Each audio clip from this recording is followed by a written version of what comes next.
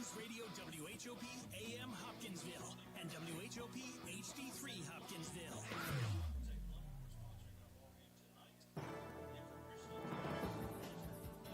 It's time for Hoptown Hoppers Baseball. This Hoppers on Radio broadcast is brought to you by Service One Credit Union, Southern States Petroleum, Raymond Nelson Insurance, Baird Wealth Management, All Clean Services and AKS Flooring and Design Center, McGee Pest Control, Hopkinsville Milling Company, J. Schrecker Jewelry, Arby's, Hoptown Hoppers, TGASK, Hayes Furniture, Penny Roll Electric, Max Arnold & Sons, Planners Bank, and Huggard Beard & Giles Funeral Home. Now let's head to the stadium for all the action.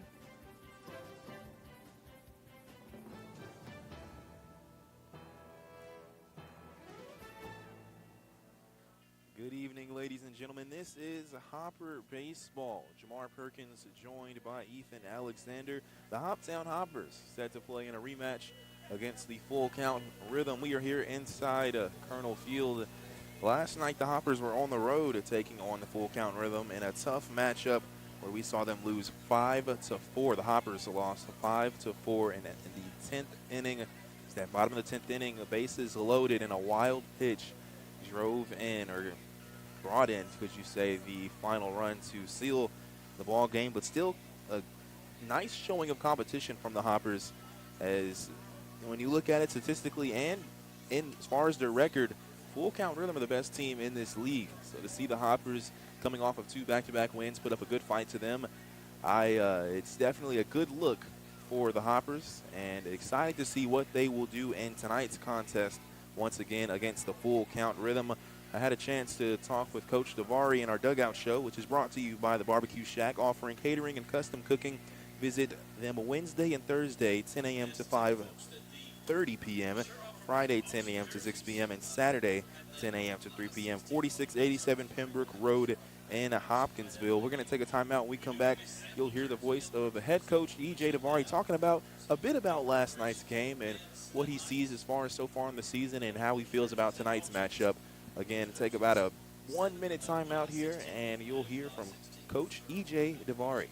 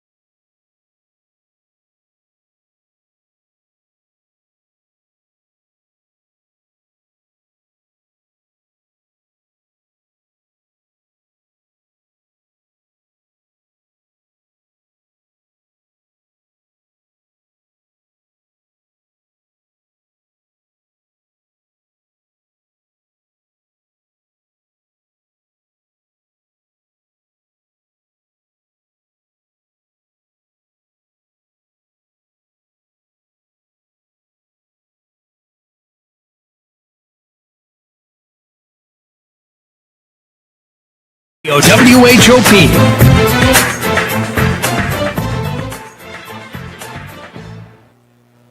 And welcome back here. I believe we may have had some technical difficulties, so just wanted to redo the introduction. Again, this is Hoptown Hopper Baseball from Colonel Field.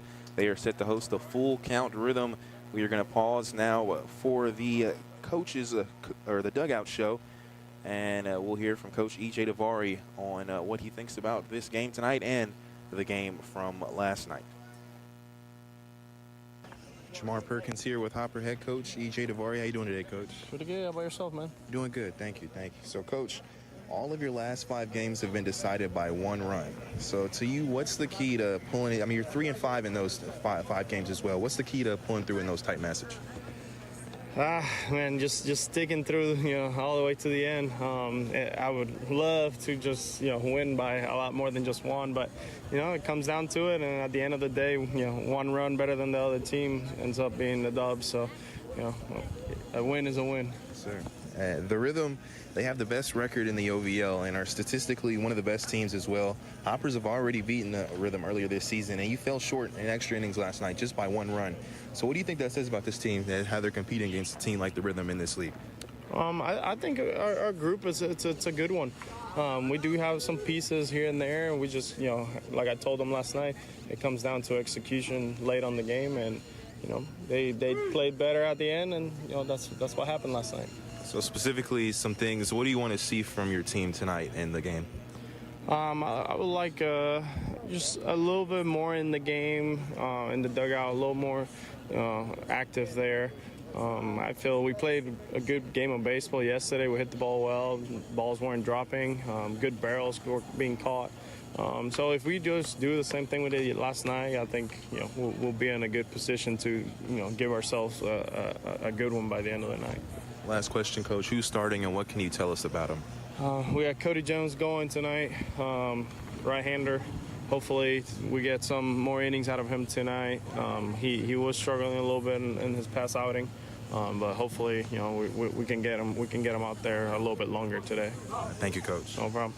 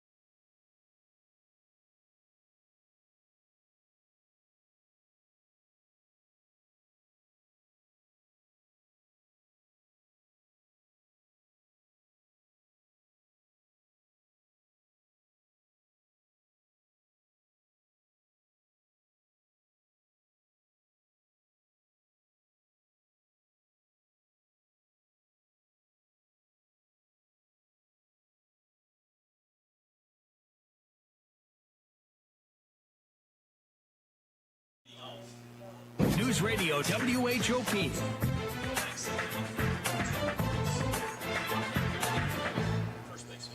And welcome back here. Just about 8 minutes away from Hopper baseball as they are set to take on the full count Rhythm here inside Colonel Field. Jamar Perkins joined by Ethan Alexander is out in the ballpark, feeling pretty nice. Has a slight wind here, not much. And the sun is coming down here, just a bit cloudy, but sun coming down on the field currently right now. We're going to take a timeout and check out our game time weather, brought to you by Charlie Henderson State Farm Insurance. Here's your WHOP Weather Center forecast. A heat advisory begins at 11 a.m. tomorrow and continues until 8 p.m. Friday night. Mainly clear skies tonight with a low of 69. Southeasterly winds 5 to 10 miles an hour. Scattered thunderstorms likely tomorrow. Daytime highs approaching 97. Tomorrow night, lows dip down to about 74. That's the forecast from the WHOP Weather Center. I'm meteorologist Megan Mulford. Currently, it's 91 degrees. And welcome back here as the starting lineups announced. We'll take a break here in a bit and discuss the starting lineups when we come back. But first, Ethan, I wanted to give you a chance to of course, you were there hands-on on site to be able to watch the game last night. Tell me what you noticed from the Hoppers and their one-run defeat to the full count Rhythm last night. Yeah, the Hoppers did a fantastic job of sticking in that game from the beginning. The pitcher came out for full count and threw 6 2/3 perfect innings, no walks, no hits allowed. And then they did a good job of getting through that and only allowing 2 runs to the opposing team. But in the end, it wasn't enough. They weren't able to pull it out in the final 2 innings. Hoppers looking to get revenge here, taking on the full count Rhythm. We'll take a quick break and come back with the starting lineups and the start of things here at Colonel Field.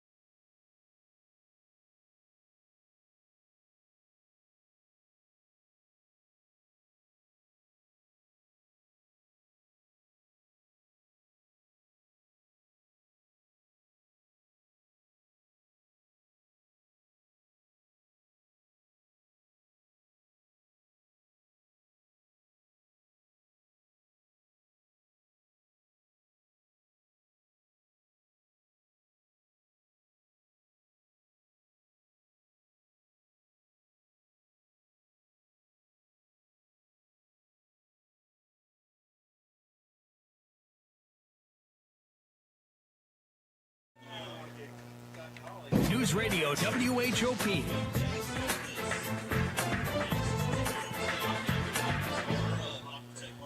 And welcome back as the Hoptown Hoppers are just a few minutes away from the first pitch here against the Full Count Rhythm inside Colonel Field. This game day sponsor is Aquatech Plumbing tonight, and the first pitch is being thrown by Chase Mathis, the 10-year-old son of Jeff Mathis, owner of Aquatech Plumbing. And a big thank you, as always, to Scott Colley for the national anthem, as he just sang that moments ago. But let's get into the starting lineups here.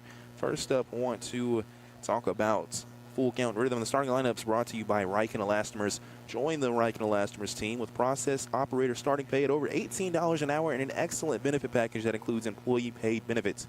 Call 270-475-2150, extension 214 to learn more. Starting things off for the Rhythm, it's Drew Robertson coming out at center field. Second batter will be Reese Holbrook playing in left field. And then first baseman Henry Jackson will bat third. And the cleanup hitter will also be the designated hitter.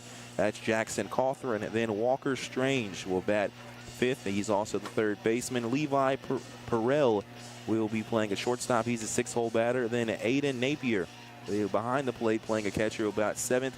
Eighth batter will be Jarrett White coming out of right field. And Zeb Burns will be playing second base, and he's the last hitter. Pitching for the Rhythm will be Spencer Wilkins. Checking his stats, too, he's pitched the most innings of the team, so this might be what the Rhythm designate as their ace. We'll see how it starts in the beginning. But first, for the Hoppers, John Keebler will be hitting first out of shortstop position. Robert Estrada coming out of right field will bat second. Luis Vergara coming from left field will bat third. The cleanup hitter will be Dom Oliverio playing out of center field. Then Carter Hood at second base will bat fifth. Designated hitter will bat sixth. That's Chase Cummings. Luis Villalba playing catcher will bat seventh. Eighth hole batter will be Manuel Villalobos playing at the first base position. And Gavin Baxter will round out the batters at the ninth batter, as he will play third base tonight. Cody Jones is starting for the Hoppers tonight. Cody Jones coming into this game has pitched about 5 innings, but had a rough start, or has had some rough starts. He's given up 6 hits and only given up 2 runs. But 9 runs have been scored while he's in, as the first pitch is set to be thrown here to Drew Robertson. That'll be a foul ball straight to the screen. And the visiting bleachers. The opening pitch brought to you by Rapid RX Pharmacy, located on Fort Campbell Boulevard in Hopkinsville. Looking for a new pharmacy? Let the friendly staff at Rapid RX Pharmacy help you. So an 0-1 count after the foul. Second pitch will be grounded there to Baxter. He'll make the snag, turn around, throw over to first to Villalobos, and that's out to there.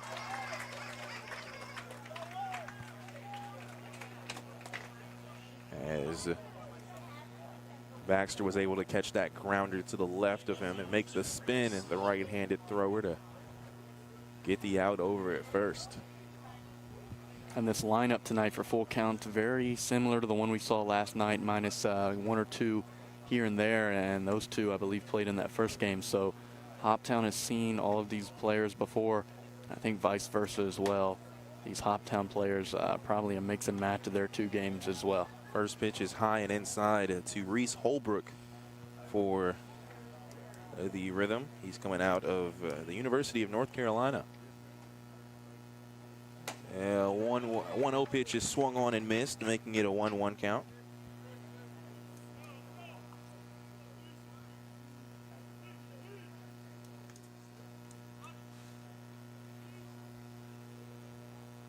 Breaking ball, that's one's just a bit high, but called strike there. Looking at the roster here, Reese Holbrook comes out of North Carolina, and not sure if it's a brother or a cousin, or maybe no relation. I'd assume there is, but they have Cooper Holbrook, not in the lineup tonight. He comes from Vanderbilt. So, as that'll be looking foul there, going to the bullpen by the Rhythm's bleachers near left field. I'd like to assume that they're related, and if so, that's some nice schools they're coming from. Yeah, and I mentioned that last night. My best guess would be they're playing their summer ball here so that they can play together some, go into different universities. The 1-2 pitch after the foul will be grounded, and that will get past Cody Jones for a base hit going straight up the line there behind second base.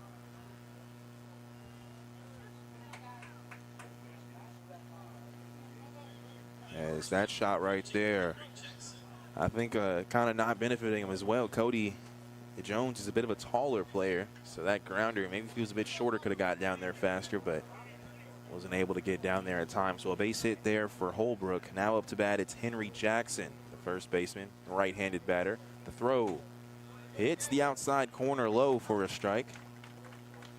0-1 the count. Henry Jackson coming from Carson Newman College, originally from Waxhaw, North Carolina.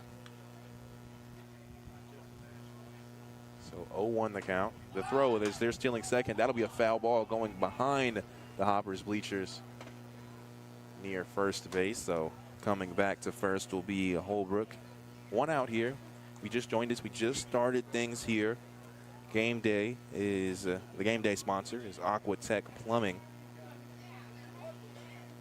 And the Hoppers taking on the full count rhythm here. And the top of the first inning with one out and a runner at first. That'll be a base hit winding towards right field, and it has some bounce to it too. Estrada's able to make the grab. He flips it into his hand. Now at third base is Holbrook, and Henry Jackson will stay at first for the base hit. And a nice start here for the rhythm. As that ball there just winded near right field and went towards the bullpen for the Hoppers in right field. A nice job though from Estrada to be there to snag it, make the throw. Now up to bat cleanup hitter Jackson Cawthron. Cawthron from Ohio University. First throw was inside. Moving out the way there was Cawthron.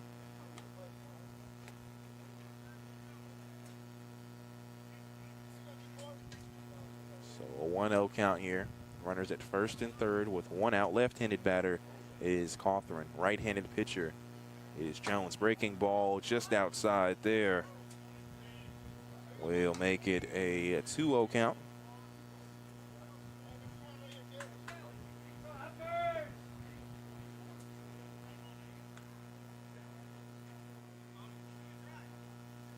So 2 balls, no strikes here. Runners at the corners with one out. The throw from Jones. That ball low. Hits home plate. Luis Villalba gets away from him a bit, but not far enough to bring in a runner from third. So now a 3-0 count here. A risk of loading the bases here for the Hoppers.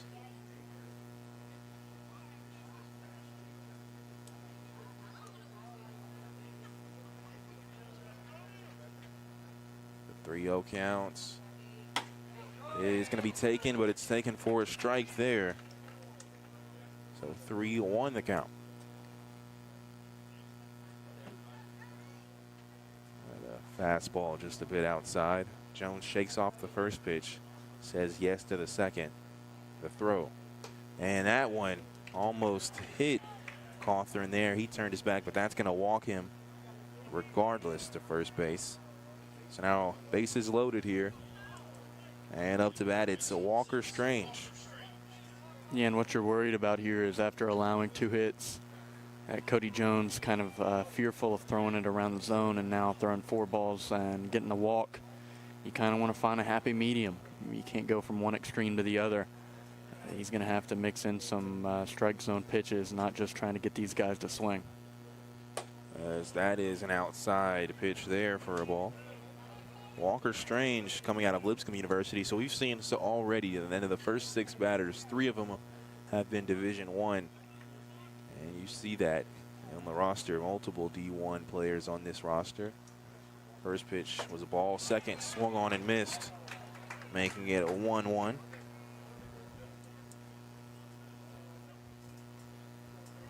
And that says even more. You talk about this team, they're ranked best in the league right now with their schedule, and it's like, look at some stats, they're leading that as well. But for the Hoppers to be competing, you look at our D1s, not too many on our roster. So to see that we're still competing with them is very impressive, as that's a swing and a miss there. We're making it 1-2.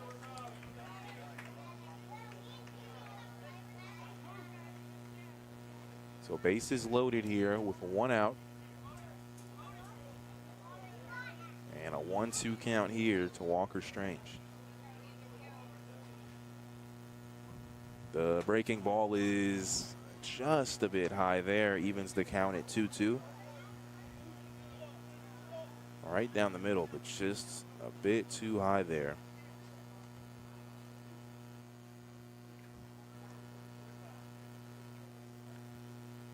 The 2-2, that one is clearly high. High and inside there as Villalba has to step up. So full count here. Yeah, and we've seen a couple of those already. I just don't know what he's throwing. I don't know what he's trying to do with those. I mean, they're nowhere close to a strike, and they're nowhere close to being a ball someone would swing on either. Full count the throw. That one will be too low there in the middle. And so a run will score with the walk. And Strange will advance to first. Cawthorn goes to second. And Jackson will go to third. And now Levi Pirelli in the ball game from Catawba College, originally from Lexington, North Carolina. A couple of North Carolina kids on this roster. Bases loaded, 1 out here. Run has scored, making it a 1-0 ball game. First pitch is just a bit outside, called a strike in the middle.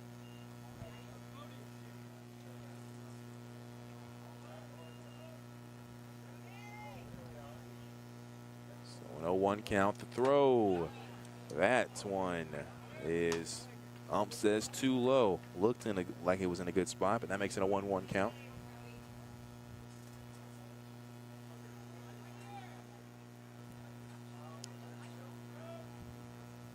The 1-1 pitch. That ball will be hit towards right field. Estrada was playing inside. He'll make the grab, and he'll also try to make the throw to home. And inching just a bit there was Jackson, but he did not go. So the bases will remain loaded as Pirelli will fly out to right field. As the infield was playing close in that one, or specifically Estrada, had he have been playing in normal position, that might have dropped. So now 2 outs.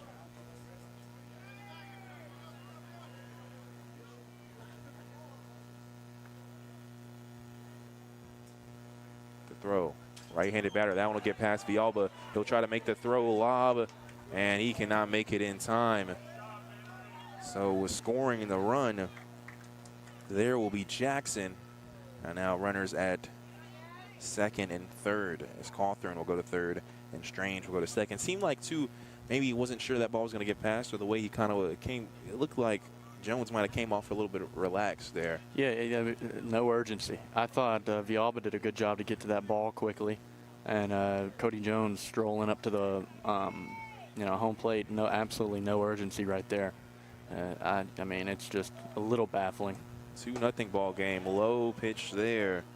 Might have had some movement, but just a bit low there in the middle makes it a ball. 1-0 the count. Aiden Napier is in now from Trevecca Nazarene University, originally from Nashville, Tennessee. Plays catcher for the Rhythm. That another pitch is thrown outside. So 3-0 the count now. After that wild pitch, and now 2 back-to-back balls after that too. 3-0 the count for runners at second and third. That's a strike there. In the middle outside. So 3-1 the count. Again, a 2-0 ball game here in the top of the first. The Rhythm lead. The throw is going to be a ball there. And boy, did that one look like the last strike we saw, but maybe just a bit outside there. And Napier will walk, which loads the bases once again. Yeah, not sure that one missed, but also you can't, I mean, at this point, can't make any excuses just simply because, this 2-0 deficit already loaded bases is simply on Hoptown right now. I mean, this is their fault at this point. First pitch, a strike here to Jared White, the left-handed batter. Jared White from Georgia Southwestern State University, originally from Johns Creek, Georgia. Bases loaded here with 2 outs. The second throw, that one's inside. That'll get past Villalba. Villalba will try to make the grab, and scoring easily there is Cawthron. Jones has to let his defense work. He's trying to throw too much all around the strike zone, get these guys to swing, and he's walking guys, and he's throwing 2 wild pitches to score 2 runners now. Throw a strike and let your defense work. I mean, you got to get out of the inning. There's 2 outs on the board. 2 wild pitches, with 2 outs on the board is ridiculous. So now 1-1 the count. 3-0 the score now. That ball a bit high and outside. Called strike, though. So 1-2 the count. Runners at second and third. And a 3-0 ball game here. The throw. Breaking ball is a little too high in the strike zone there, making it a 2-2 count. 2 balls, 2 strikes, 2 outs. Runners at second and third. The throw. That ball outside.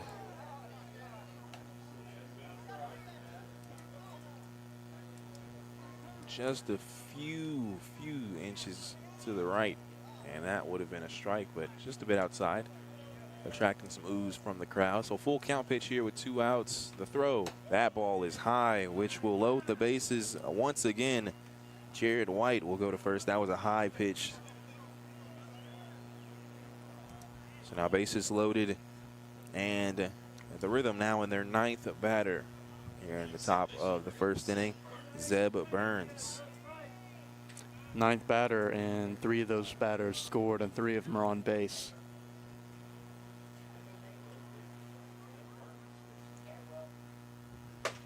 First pitch is a strike there in the middle. 0-1 the count. Burns also from Catawba College. Levi Perrell comes from that school as well. The 0-1 pitch is swung on and missed there.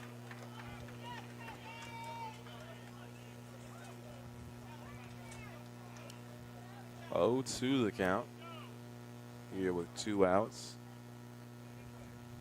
And again, a 3-0 ball game. The throw, that ball fouled on home plate. 3-0 Rhythm lead the Hoppers, with the Rhythm currently batting right now.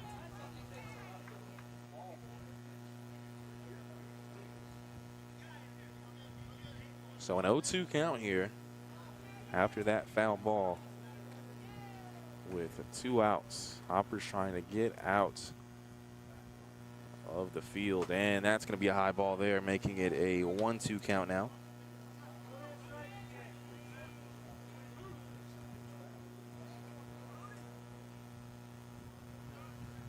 There's, of course, Jones wants to be careful here with his throws. That will be a foul ball, but it's near the infield. Tracking it down is Villalobos, and he makes the grab, and that will do it there. As there was just 1 hit, I believe. Or, excuse me, maybe 2 hits. There were 2 hits, excuse me, for the Rhythm there. No errors. There were 3 left on base, and there were 3 runs scored. As we head to the bottom of the first, checking the manpower of Hopkinsville scoreboard, 3-0. Starting things off once again will be John Keebler, Robert Estrada, and Luis Vergara for the Hoppers.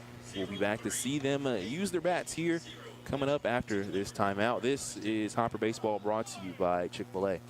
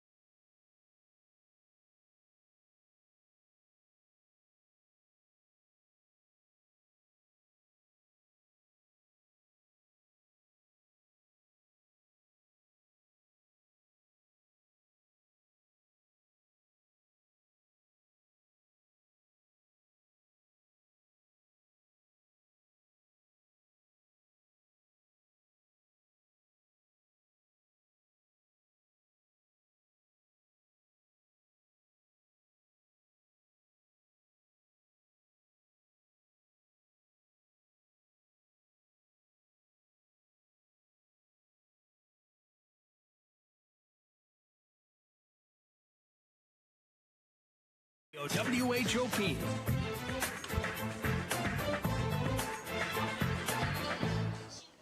Bottom of the first set to start here as the Hoppers are trailing 3-0 after 3 runs were scored in the top of the first inning. And all those runs, too, no hits brought in those runs. It was all either a walk or a wild pitch. So now trying to start off strong as well are the Hoppers. Now having an early trail here to the rhythm. John Keebler starting things off for the Hoppers. The first pitch is inside for a strike, as it's Spencer Wilkins. Spencer Wilkins pitching for the rhythm. 0-1 count and a swing and a miss there. Makes it 0-2. Wilkins has pitched the most on this team. He's got 23 2/3 innings pitched. He's given up 12 hits and 1 run. He's just given up 1 run. 7 runs have scored, but only 1 was earned, as that's a high pitch there for a ball, making it 1-2.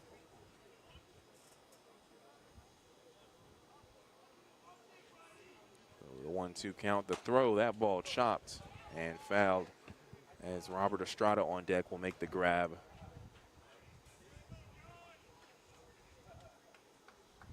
So a 1-2 pitch remains the count after the foul ball. The throw there inside. Behind the plate, looked like Napier tried to frame it a bit, make it more in the middle, but ump didn't fall for it. So 2-2 the count.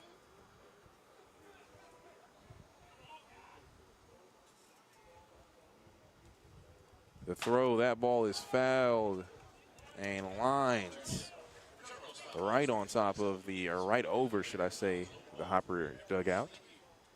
So now a 2-2 count. Keebler working from an 0-2 count to start things here.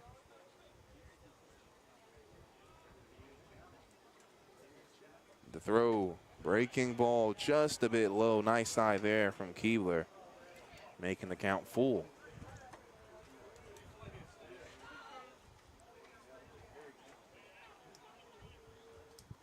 So 3 balls, 2 strikes. The throw there will hit Wilkins in the back there. Trying to run it out there was Keebler, and he does not make it. Keebler had turned, ball went straight to his back, as the coach is going to come out and make sure he's all right. It had some velocity, did that ball. And I guess better in the back than the chest area. And he's kind of pointing to the area, looking more like his the rib area in the back. Umpire checking as well, and Spencer Wilkins says he is okay.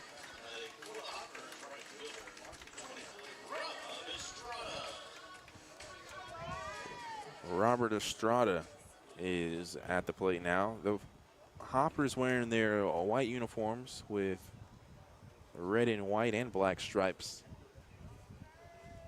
on the top of the uniforms, with red Hoppers on the front and black lettering in the back. As the first pitch from Wilkins hits the dirt and into the glove of Napier for a ball. Rhythm wearing their navy blue uniforms with a sky blue stripe on the sleeve and white leathering, wearing the white pants as well. So are the Hoppers, as that'll be back-to-back pitches there for a ball. So 2-0 the count. Throw. That ball down the middle for a strike. 2-1 the count.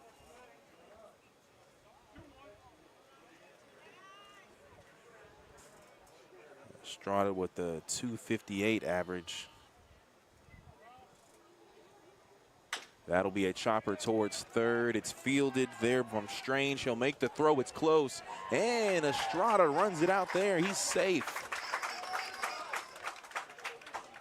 An infield base hit there from Estrada using the speed and beats the ball coming from third. And it's something I've noticed too. I'm not sure how long this has been going on, but when you get a base hit and you end up on first base, you get a gummy worm from Coach Reed. I saw, I'm not sure what school it was. I saw it's a school that was popular for that as they were competing in the College World Series tournament. I want to say it was maybe Oral Roberts, but not sure who did it first. Yeah, I'm not sure. I know Coach Reed has been doing it for quite a while this season. I haven't really been paying attention to it. I didn't know he did it at home games, but I know he's been bringing his gummy worms with him to away games. And strike called there. Now I'm wondering, I don't see any in his pocket or anything. You reckon if you can make it all the way to third, you should get another gummy worm. As Estrada's going to try to steal second. The throw is made. That one will bounce and get past Estrada. He's going to try to go for third, and he's going to make it. As center fielder, he's going to go home. Robertson, he's going to try to go home, and it's close. He makes it. Estrada with the score. He shows off the wheels there. That's the power of a gummy worm right there. Get you going. Wow, as the Estrada went to go steal for second, he made it. The throw from Napier to Burns at second was a bit too high, or really off center. And then the center fielder tried to come in, as that was Robertson, and he tried to pick up the ball and got loose with it. And by that time, Estrada noticed, and maybe Coach Benny, with some help from him, told him to go. They know the speed of Estrada, and he was able to make it to now a 3-1 ball game here. And Luis Vergara is currently facing a 1-2 count at the plate with one out. Excuse me, no outs here. Or no, one out. Keebler was out, as that'll be a strike called there. And Vergara will strike out looking. So now 2 outs here. And Dom Oliverio will be at the plate. Yeah, and 2 of those strikes called against Luis were really far outside. But, you know, again, a lot of these umpires have been calling those outside strikes. But I thought it was interesting that you could hear Coach Javari from the dugout letting the umpire know those were outside. You can't call those, and then proceeded to call another one. So 3-1 the score. Rhythm lead the Hoppers. Hoppers at the plate, and Oliverio will miss contact there on his swing. That's an 0-1 count. Again, 2 outs, 3-1. The 1 run scored here in the bottom of the first after the terrific base running from Rob Estrada. 0-1 to count. That is a check swing. They say he went. So a 0-2 count. Ball was just a bit outside. So no balls, 2 strikes here. And 2 outs. The throw, that one clearly outside, makes it a 1-2.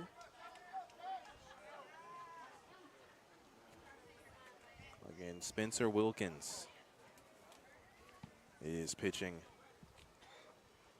for the Rhythm. The 1-2 throw there, that one too low, will fill the count.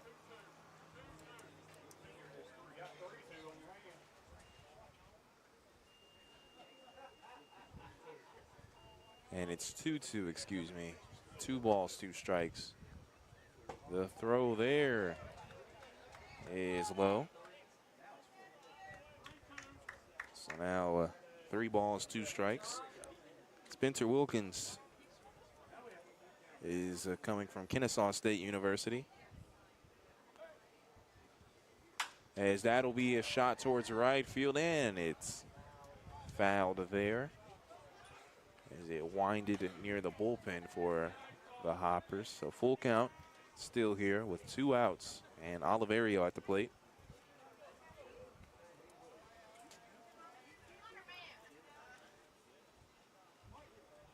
As the count was all the way at 1 ball, 2 strikes.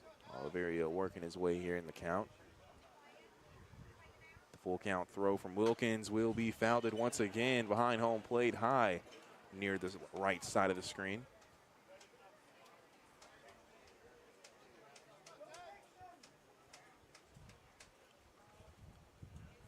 As umpire gets some fresh balls.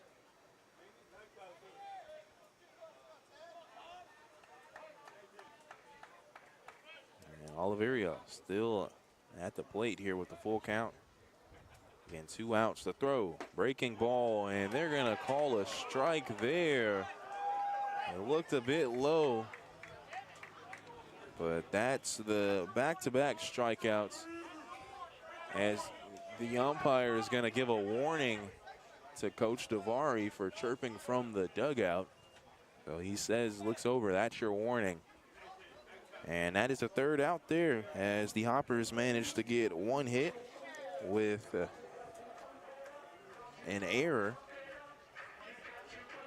And there was also none left on base, but 1 run did score as we head to the top of the 2nd inning. The full count rhythm will send, they will be right back at the top of the lineup. Drew Robertson, Reese Holbrook, and Henry Jackson, their first 3 batters, will be back in the lineup. So 3-1 the score here. We'll be back for 2nd inning action. This Hopper broadcast brought to you by Chick-fil-A.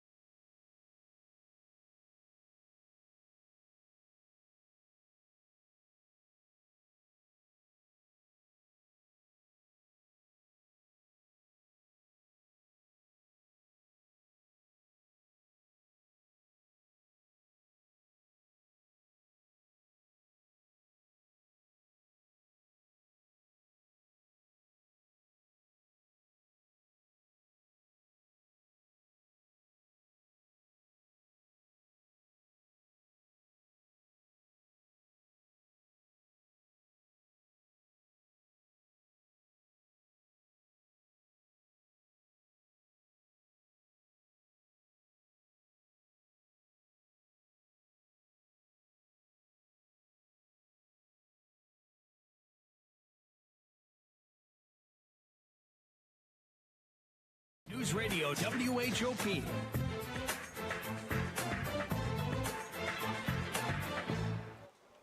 Back at the top of the lineup for the rhythm. First pitch is fouled behind home plate, as Drew Robertson is at the plate. Rhythm managed to see all 9 of their batters in that first inning hit the plate. So now back at the top, and the top of the 2nd here, as that breaking ball is called strike there, making it an 0-2 count. Yeah, Jones needs to start fresh here. Started off not too bad in the first inning and then lost it right away. Cannot do that again here in the 2nd if the Hoppers want to be able to chip away at this lead that's already been built. Low pitch in the dirt. Villalba doesn't let it get past him. 1-1 the count. You mentioned that. So Cody Jones are a tough first inning. But there are some players warming up in the bullpen for the Hoppers. The 1-2 throw. That ball will go past the glove there of Jones for a base hit. Once again, that's the 2nd ball that's came towards him. That time he put the glove out, just wasn't in the right position. Was able to tap the glove there, but a base hit there for Drew Robertson. Yeah, that's, like you said, 2nd ball to be potentially playable by Jones on the mound. Obviously, those are hard to field just because, you know, your reflexes have to be quick, but you'd like to have both of those back. You'd be in a much better position if you had that in the first inning, and then there you'd be off to a better start here in the 2nd. As Jones will throw over to Villalobos at first, but Robertson manages to reach on time. Up to bat now, Reese Holbrook. He had the first base hit of the game, as that will be a breaking ball strike down the middle there. 0-1 the count. Holbrook also one of those players that scored.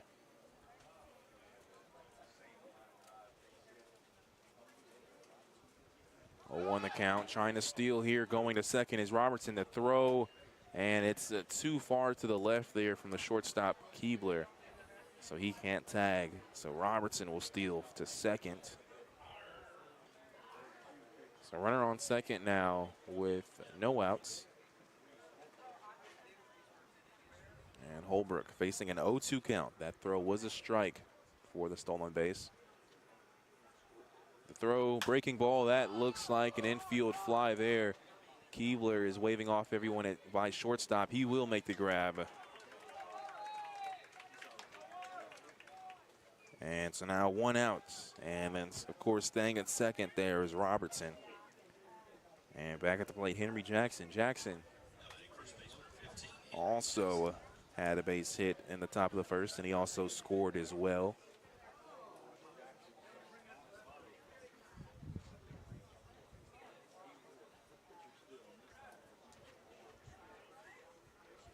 So one out here. The throw is, I don't know what to say that was. That looked pretty good from here. Maybe just a bit too high. But a ball, so 1-0 the count.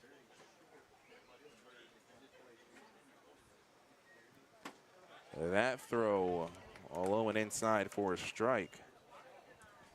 1 ball, 1 strike here. Runner at second. A 3-1 ball game here at the top of the second inning.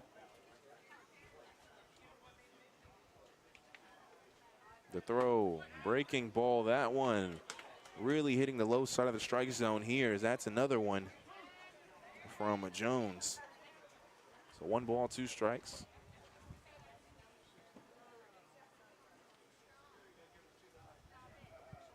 And that ball once again will go past Jones, but fielding it there at second was Hood. He was ready for it. And so out at first is Jackson. And advancing to third is Robertson. So now a runner at third with 2 outs. And Jackson Cawthron will be at the plate. Left-handed batter, the designated hitter in the 4th hole spot for the Rhythm. Yeah, and something to point out, all of the hits so far for full count have been with 2 strikes on the board. And then that one that got popped up, 2 strikes on the board. That one right there that went down the middle, 2 strikes on the board. He's throwing pitches with 2 strikes that are hittable. And, you know, multiple now, 3 have gone down the middle. That one was fielded, the other 2 for hits. So the pitch he's throwing there is doing something to send it down the middle. 1-1 count now. And I think that's why Carter Hood was probably ready for that ball to go that direction. As you mentioned, 1 ball, 1 strike with a runner at third. It's Cawthron at the plate. Throw, breaking ball, that one too high. In the middle, makes it 2-1. Cawthron has a .308 batting average and a .449 on base percentage.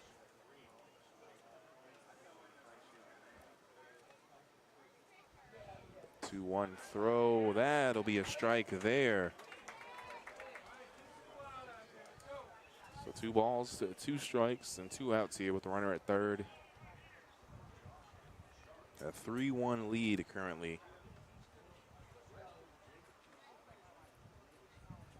And 3-1 for the Rhythm, as that's a foul ball there by the cars next to the batting cage or batting facility for the Hoppers. Kind of by my car too. Always make me turn my neck a bit when those shots go over there. 2 balls, 2 strikes, 2 outs here with the runner at third. The throw from Jones, that ball, another foul ball. That one behind home plate.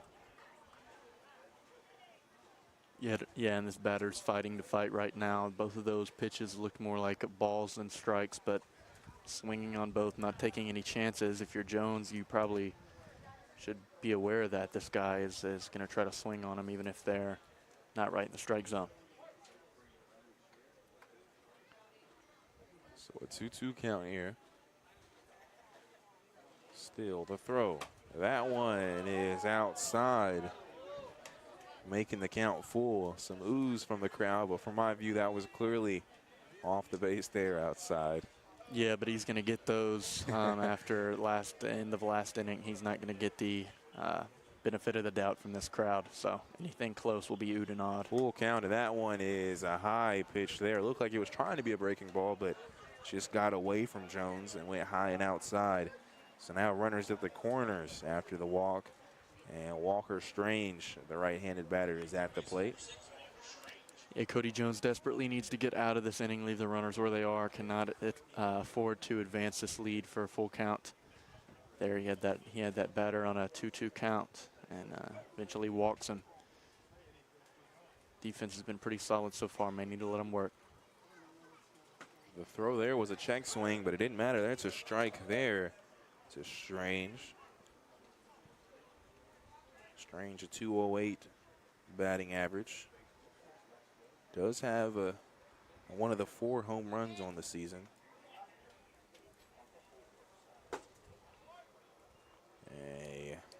ball there. Makes the count 1-1.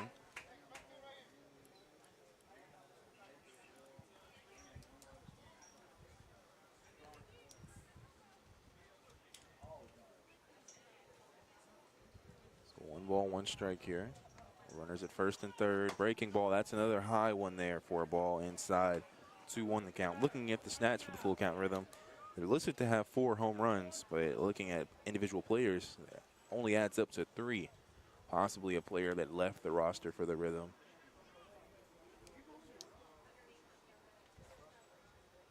Two balls, 1 strike. The throw, that ball is high. Strange thought about it, didn't swing. Hoppers, on the other hand, as you look at 4 home runs in the season, that's a pretty low number.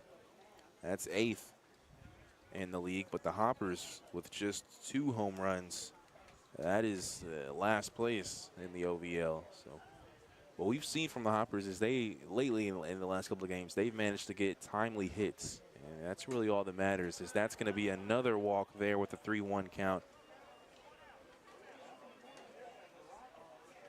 And so now the bases loaded once again. And it's Pirelli at the plate. He flied out to center field, or right field, excuse me. And his one and only at bat.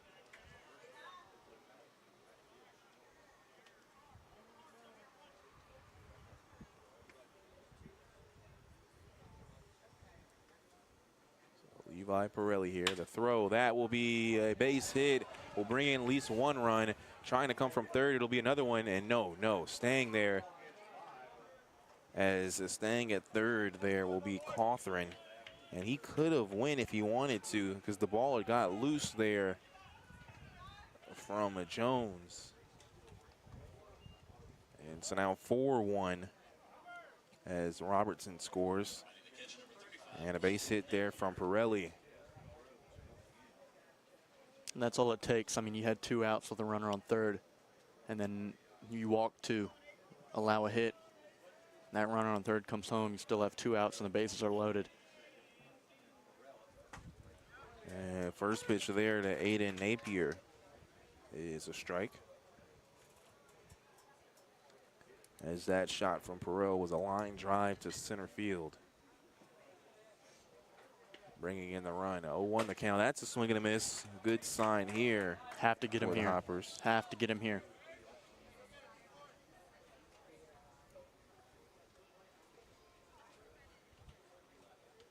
So no balls, 2 strikes here.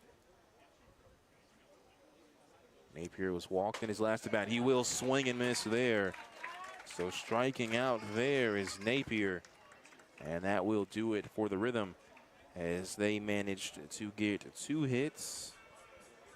There were no errors, and there were 3 left on base. And a 1 run scored as we check the manpower of Hopkinsville scoreboard. The Rhythm lead the Hoppers 4-1.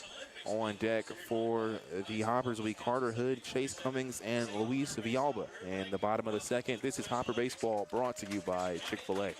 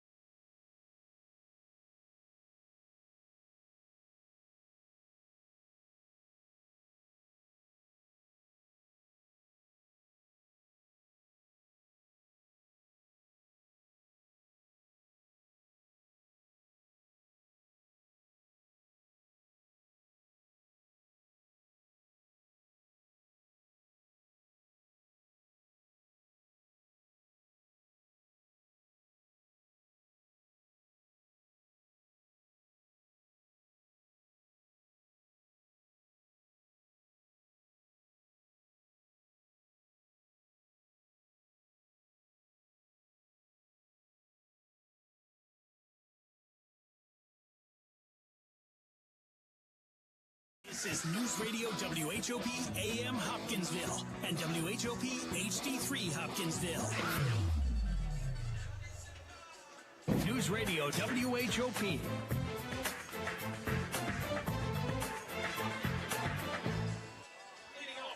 It's a 4-1 ball game here. The full count Rhythm lead the Hoptown Hoppers. As the Hoppers set to bat, it'll be Carter Hood starting things off. Jamar Perkins here joined by Ethan Alexander.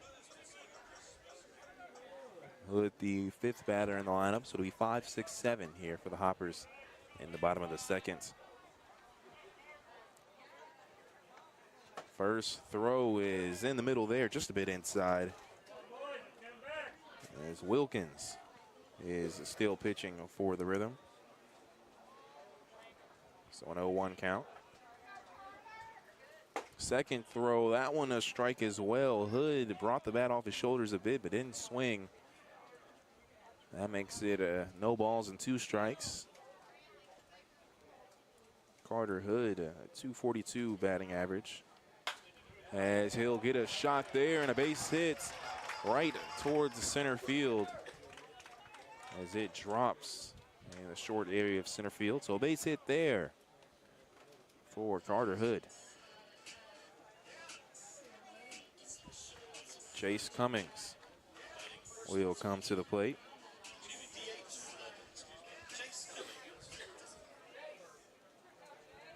Cummings trying to get his average up here. About 43 at bats. He's a 0.93 average. His ball there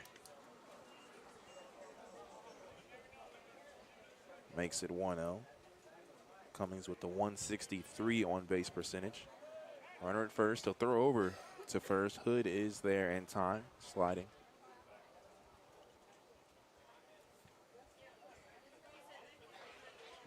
One ball, no strikes. That ball will be chopped. Soars a shortstop. He'll throw over to second. It's an out. But as sliding in there was Hood, and it kind of prevents Perrell there from making that, or excuse me, Burns there from making the throw. So Cummings will reach on fielder's choice. And out at second is Hood. Luis Villalba now at the plate, playing catcher for the Hoppers. And that ball's outside. A new look. Not sure if you saw this yesterday from Villalba, but he is batting right-handed. I believe that's the first time I've seen that all season. As a switch hitter, has been working on the left-handed stance, but back in the right hand, he'll check swing there. Yeah, and I'm sure he's batted with the right sometime this season at some point, but you're right. He's been predominantly lefty batting so far this year. Going over to first, he's back in time. And Villalba with a majority, like you mentioned, being left-handed. He's at about a 179 batting average, so maybe trying to get the average up and show he is a better hitter than what his average says, as that'll be a winding foul ball going way foul near right field.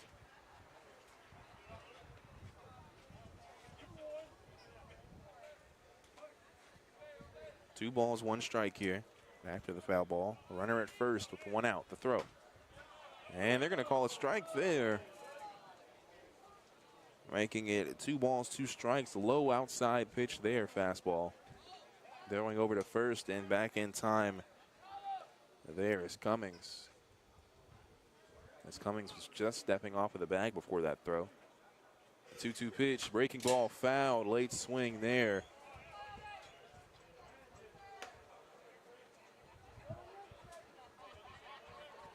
So one out here. Miggy Villalobos is on deck.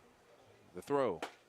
And that's a strikeout looking there. Villalba is caught looking for the second out.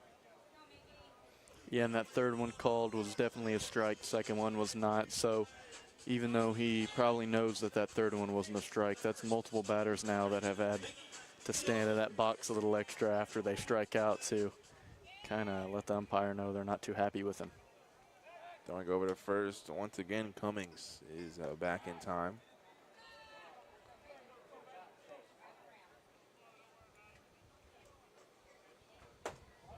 And just a bit high there in the middle is a ball for Villalobos.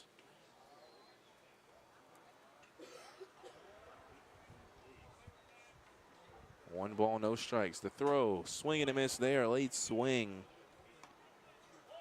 makes it even at a 1-ball-1 strike. Again, this game day sponsor for tonight is Aquatech Plumbing. That pitch swung on and missed. Outside ball there, making it a 1-2 count. 2 outs here with the runner at first. Hood was the first batter in the lineup, managed to reach on base, and Hood was thrown out at second, as that'll be an infield fly. Trying to track it down. There's the first baseman, and he makes the grab, turns the glove, and gets it underhanded there in foul territory, which will do it for the Hoppers, as they had 1 hit, no errors, 1 left on base, and no runs scored. We head to the top of the 3rd inning, checking the Manpower of Hopkinsville scoreboard. Looking for a job in Hopkinsville, visit Manpower on Fort Campbell Boulevard in Hopkinsville today. Let them connect you with a great position where you can start tomorrow. The score, 4-1 Rhythm lead, and it will be their 8, 9, and 1 batters coming up after this timeout. Again, 4-1. We'll be back with more Hopper action here, brought to you by Chick-fil-A.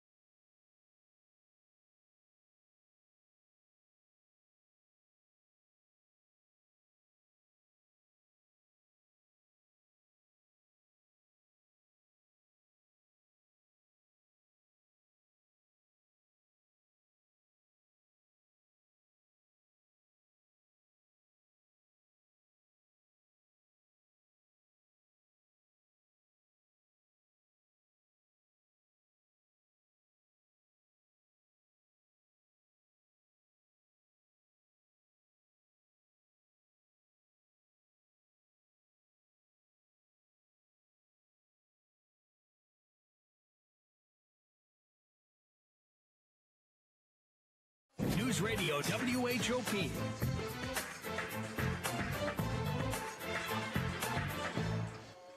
Welcome back, folks. It's a 4-1 lead here for the full count Rhythm, as we are in the bottom of the second, or excuse me, the top of the 3rd inning here. As we have a new pitcher for the Hoppers in, and a new player for the Hoppers as well. It's Stephen Jones. Jones coming from the same school where E.J. Davari coaches at the University of Indianapolis. And he's originally from Brookville, Ohio. Right-handed pitcher. And wears the number 33 for the Hoppers. As first up, it'll be Jared White for the Rhythm. After that, it'll be Zeb Burns. And then back at the top of the lineup, Drew Robertson. Hoppers trying to cha-cha their way back into this ball game. As it started off, it was the 3 runs in that first inning that were tough for the Hoppers. You imagine, too, only 2 hits in that inning as well for the Rhythm. But it was walks and wild pitches that proved to bring in those 3 runs. And, of course, the 1 run that was just scored in the second. But I'll say a really, really good look for Robert Estrada scoring that run. I thought that was a nice bit of momentum. The kind of 4-1 looks a lot better than 4-0, obviously. But I thought it was a nice way to kind of get some energy going. And so we're not out of this game. And, you know, the Hoppers have a chance to get back in this. So some good pitching here from Stephen Jones will be key for a comeback here for the Hoppers. Just a 4-1 ball game, though, as a left-handed pitcher. That's whoa, that's a strike called. I almost went to go say that was a ball. Got to win on the umpire. That's my bad there. That was an outside pitch, though, for sure. 0-1 the count. And Stephen Jones pitching for the Hoppers. The throw, breaking ball. That one looked prettier than the other one, but that umpire says it's going to stay too high. Again, I want to mention, too, the umpires in this game. The plate umpire is John Higdon First base is Devin Neely, and the third base umpire is James Elgood. The throw will be a foul ball there over the fence by the third base dugout. So 1-2 the count.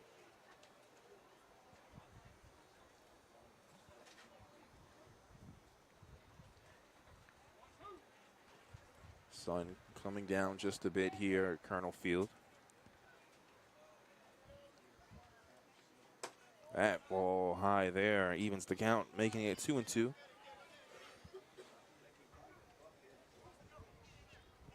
2 balls, 2 strikes here. As we just started at the top of the third inning, no outs. Breaking ball will be another grounder there, right to shortstop and up the field near center.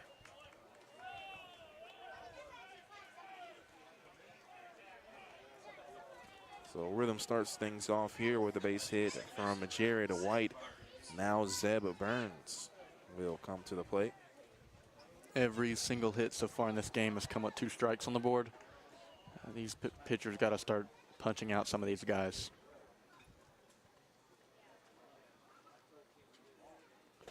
And that ball will hit the dirt, but goes into the glove of Luis Villalba. 1 ball, no strikes. Again, a runner at first, and it's a 4-1 ball game. The Rhythm leading. Rhythm currently batting right now. The throw, that ball is chopped, and it'll be fouled. That ball chopped almost just right in front of home plate, and had a high bounce to it as well.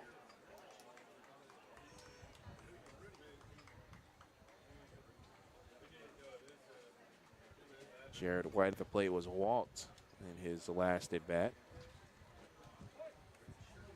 1-1 the count. Breaking ball there is just outside. So 2 balls, 1 strike here.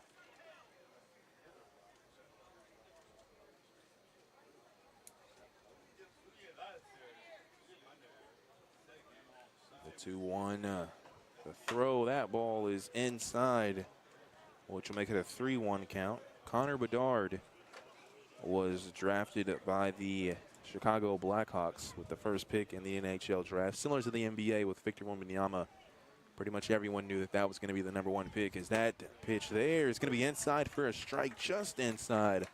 Makes the count full at 3-2.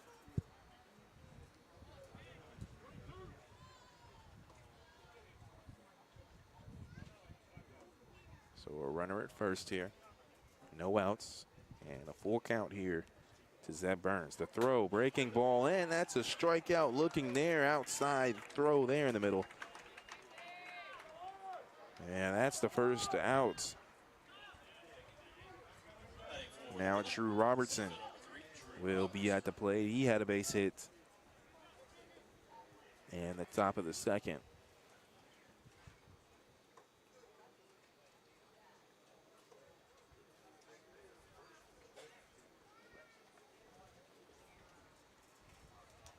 First throw swung on and missed. Late swing there for a strike.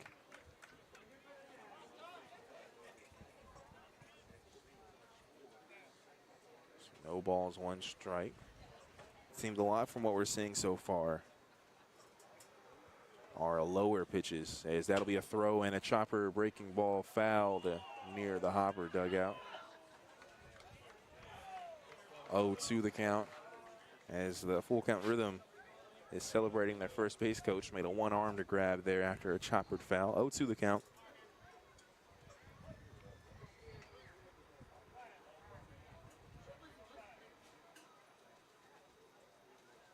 That ball will be chopped towards second. Oh, Villalobos will come and get it. What is he doing? But no one was there at first. Villalobos had went to go get the ball himself, and right there was Carter Hood. He could have stayed there. Maybe thought the ball was going to go a little bit more. He looked over to first to realize that no one was there to make the throw. I mean, that's one of the most preposterous plays, if not the most preposterous play I've seen this season. I mean, if that ball didn't have second baseman written all over it, I don't know what does. I mean, it was bouncing straight to him. I think the Villalobos fact had that to it run was- farther to get that ball, then Carter Hood would have had to come up to get it. I agree. I think it might have been the way it kind of chopped in the air. Villalobos thought he could get to it first, which he did get to it first, but no one was there to cover, as that first pitch will be just a bit outside.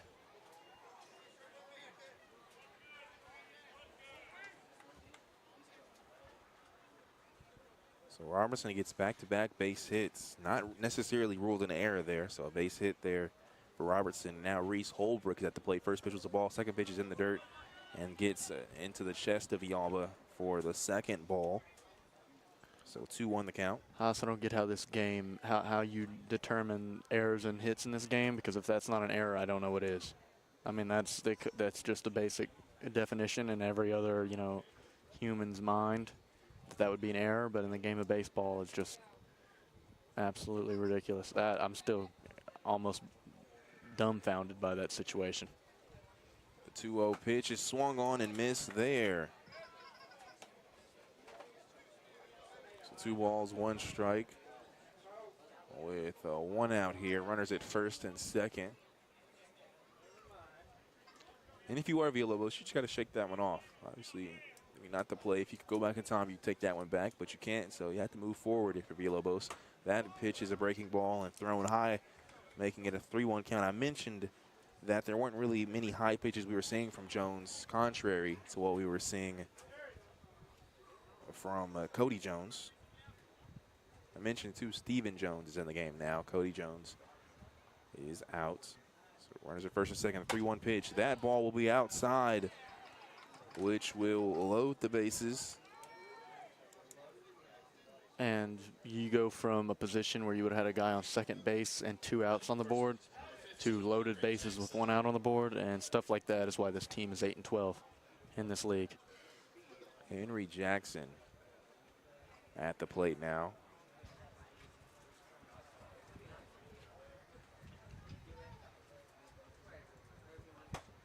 That throw called a strike inside.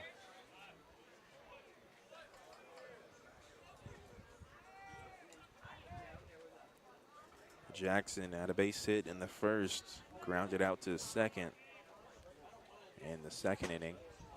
A breaking ball, a low outside ball there. Makes it a 1-1 count.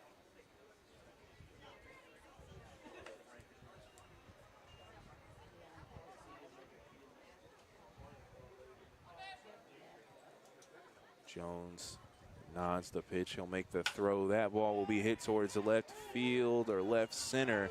And Oliverio will track it down. And he'll make a strong throw there to Villalobos, who was by the mound. No tagging up there from the Jared White, who was at third base. So now 2 outs here. Yeah, and this situation is going to pretty much force Jones to throw strikes, or at least throw it towards the strike zone now, because they just can't afford to walk anybody. So stuff like that, they're just going to have to deal with and let the defense work. That right there worked out for them. You only need 1 more out. Just keep throwing strikes.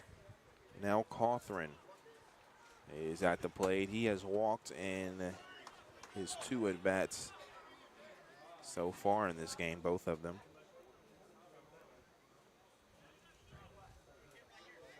1-0 the count.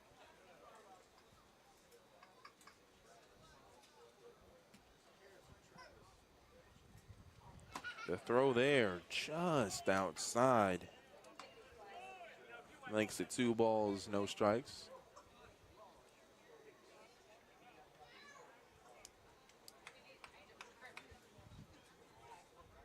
So a 2-0 count here with the bases loaded. With 2 outs. The throw from Jones. That ball outside. That makes it a 3-0 count here. You mentioned not wanting to walk a batter here. Yeah, I mean, you might as well lob it down the middle and let him hit it now. You can't walk him. Can't walk him. Lob it down the middle and let him hit it. As we'll see what the 3-0 pitch is here. Breaking ball, that one in the middle for a strike. And if you can get that, that might be a better bet. Putting some movement on it rather than just throwing it straight down the middle. And he's successful there. So a 3-1 count. The throw. And that's another one, same spot there. Throw it again. Throw it again. Coughlin's going to have to swing at that one. That's a perfect pitch in the middle, breaking ball.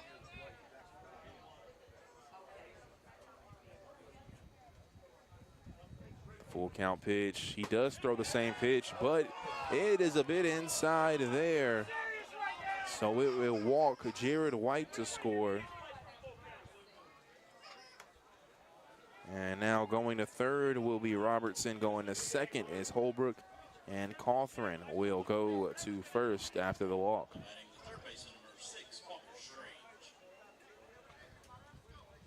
Walker Strange. And now at the plate, he also has been walked in all of his at-bats, just 2 at-bats. And now a 5-1 ball game, the Rhythm lead. Throw there, early swing, breaking ball gets low there for a strike. So 0-1 the count.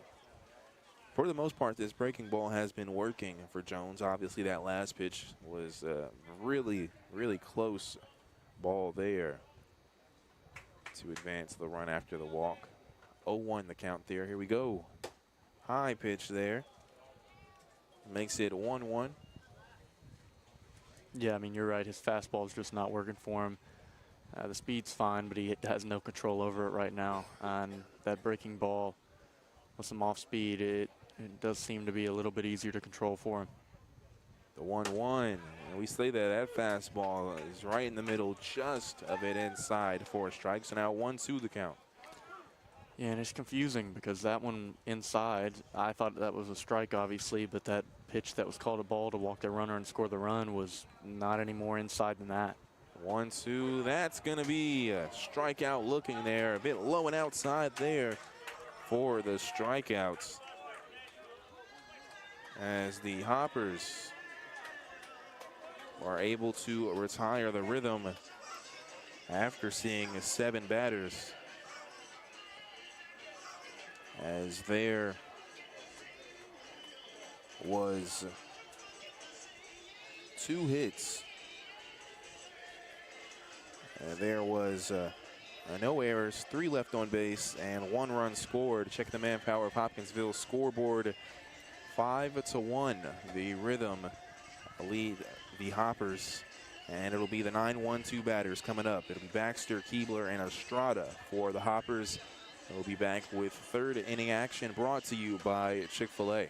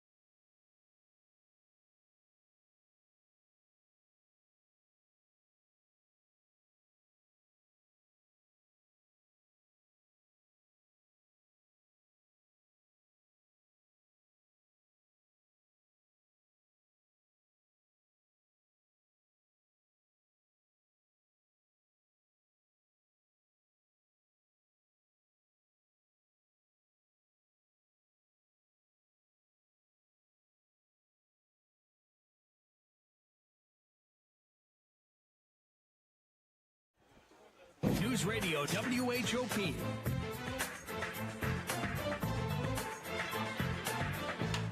As first shot is going to be a grounder towards second. The throw is in time. That was Gavin Baxter there.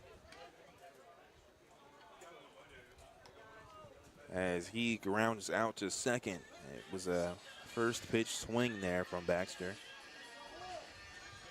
And that's the first out of the bottom of the 3rd inning. It's 5-1. The Rhythm lead the Hoppers here in the bottom of the 3rd. Hoppers at bat.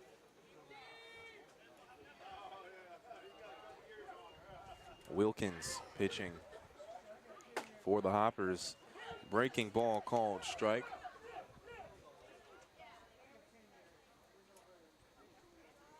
So an 0-1 count here with the 1 out. And a low fastball there. Makes it 1-1. And Aquatech Plumbing is the game day sponsor for tonight's ball game. 1-1 pitch, another low one there. That makes it 2-1.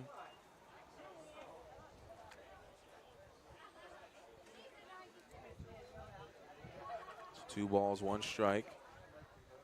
The throw, that ball will be grounded, and it gets towards center field. A four-base hit there for Keebler. Trying to get to that ball was Perel from the shortstop position, but couldn't get there in time. Now Robert Estrada, he's 1 for 1 of the day, had the base hit, and ended up scoring as well after a couple of errors from the defense for the Rhythm. So now runner at first, one out here.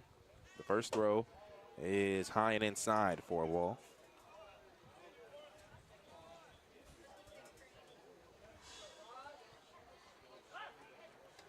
And throwing over to first is Wilkins. Keebler is back in time.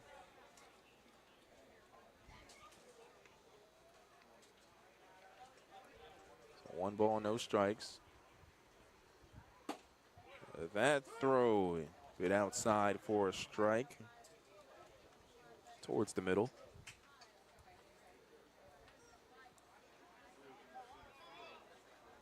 The 1-1 pitch, that one's a strike there. As Estrada checks to see where that ball was for the strike, he asks the umpire. Throw over to first once again. Keebler is back in time with 1 out and a runner at first. Rhythm trying to make sure Keebler doesn't get too good of a lead here. The 1-2, that ball is high. So now 2 balls, 2 strikes. Again, 5-1 the score. As the Rhythm are currently beating the Hoppers. That'll be a shot towards third base, and that one hits the head of the third baseman, and it goes towards outfield. Keebler will try to go to third, and Estrada will stay at second. I hope he's all right. And sliding in the third there is Keebler. And you're right, he took a shot to the head, and currently he's on his knees there. Or not on his knees, his hands are on his knees. And he kind of shook his head yes to one of the players, I'm sure, asking if he was okay. And now the coach checking on him. And I think he's saying he's fine, but you want to make sure. You might feel fine now after taking a shot like that to the head, but not actually be so. Yeah, he might be all right, but that'll definitely shake you up. Making a dive-in play like that, was not expecting that ball to be anywhere near his head. Bounces up off the dirt and hits him, so looks like he's all right, but yeah, definitely probably, took his breath away a little bit. And so he will stay on the field. That's Walker Strange there at third. And so now runners at first and third after another base hit from Robert Estrada. And Luis Vergara is at the plate. He's had 1 at bat, and he struck out looking. And that was one of those questionable strikeouts that Coach Davari was kind of discussing, as that first pitch is a strike. Estrada's speed here, would not be surprised with the 1 out if Estrada were to try to steal, as he will throw over. Does Wilkins throw over to first, and Estrada is back in time.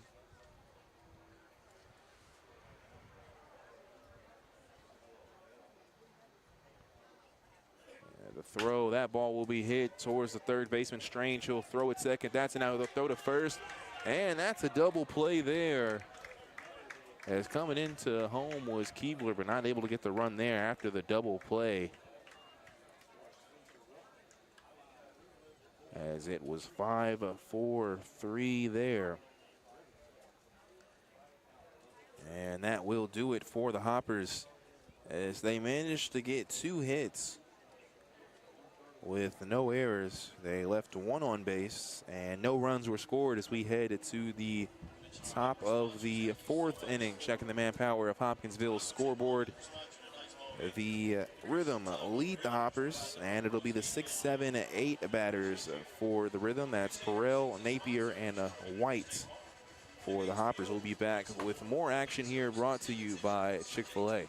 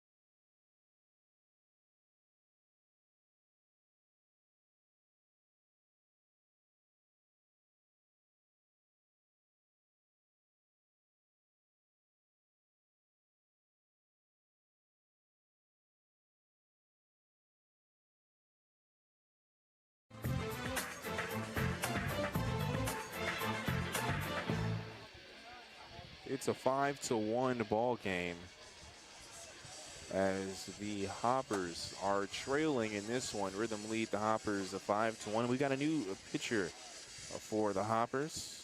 Number 13, that's Trent Youngberg.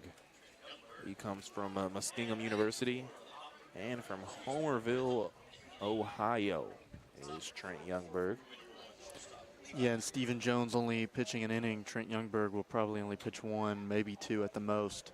So Cody Jones coming out here and struggling has turned this kind of into a bullpen night for Hoptown, which is stuff we saw at the very beginning of the season. Didn't really result in wins very often, so you know, forced to kind of have to turn this into a bullpen night. Trent Youngberg throws a ball and a strike to get things started with his first batter. So 1-1 the count. Pirelli is at the plate. He had a base hit in his last at bat and flied out to center in his first, making him 1 for 2 on the night. That's an inside pitch, and that'll be a base hit down the third base line. Perfectly hit as it stays on the line now, trying to go for 2. The throw from Vergara, it's close, and they'll say safe, but it couldn't get closer than that. No, yeah, I think he was safe, but again, these umpires are not going to get the benefit of the doubt from the fans here tonight. They're getting yelled at right now because some questionable calls tonight have not been great, and also the umpire at third base tonight was the home plate umpire the other night that was not looked at very well by these fans too. So these umpires will not be, even though I do think he was safe there, the fans will make you think differently. So Pirelli reaches second there on the third pitch to him. And again, Youngberg in this ball game. The throw, that ball is low and inside, but a strike there to Napier, the 7-hole batter.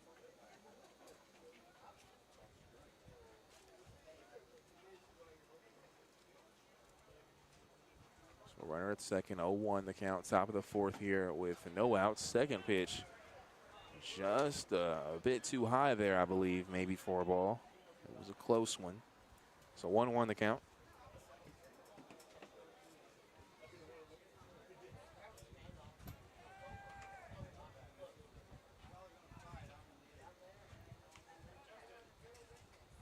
The 1-1 throw. That ball is in the middle outside for a strike. So now 1-2. Youngberg has thrown in 6 innings. He's given up 3 runs. Struck out 4. 1 ball, 2 strikes here. The throw is he's still in second, and Vergara won't make the throw, but it is a strikeout looking there for Napier. As they will tag the bag, they'll say drop third strike, but still making the throw in time to Villalobos. So at third is Pirelli. Napier will strike out looking. That's the first out now with the runner at third.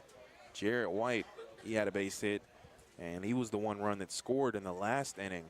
So he's seeing action quickly once again. Left-handed batter. Runner at third. The throw, that ball will be fouled. As that one goes behind the broadcast booth.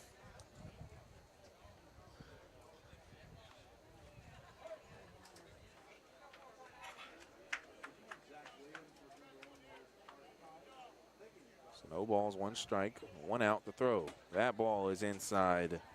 Villalba has to get up for that one. So now 1-1 the count.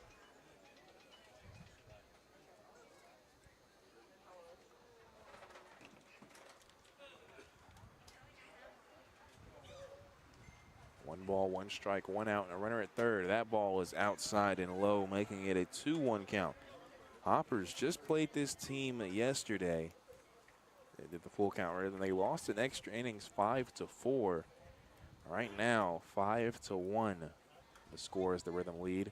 The throw there is a bit too high, making it 3-1.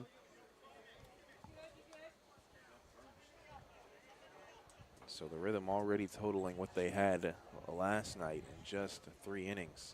Throw here is chopped up. Villalobos can't get to it, and scoring will be Pirelli Villalobos, instead of backing up forward, kind of tried to make the jump, and it's just a bit too high.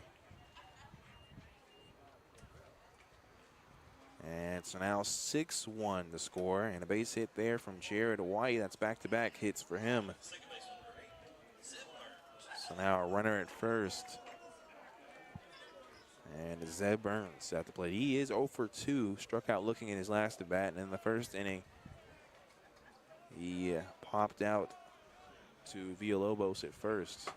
As that ball will get past Villalba, and going to second easily will be Jared White.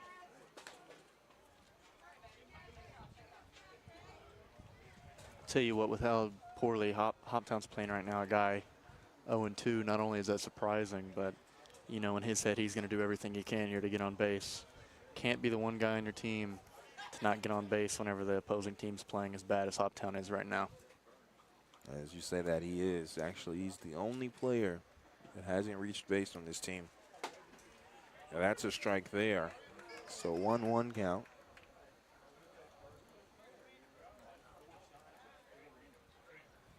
Again, this is the 9-hole batter, Zeb Burns. 1 ball, 1 strike, 1 out, and a runner at second. Pretty decent leadoff for White at second. Throw there is outside.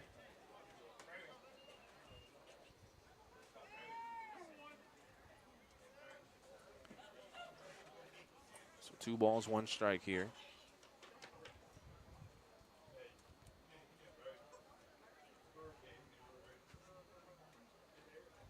Throw, that ball inside. So 3-1 the count. Zeb Burns at the plate, coming from Catawba College, originally from Salisbury, North Carolina. Mentioned a couple of North Carolina kids. As that will be a strike there, just a bit outside the middle. Makes it a full count, 3-2.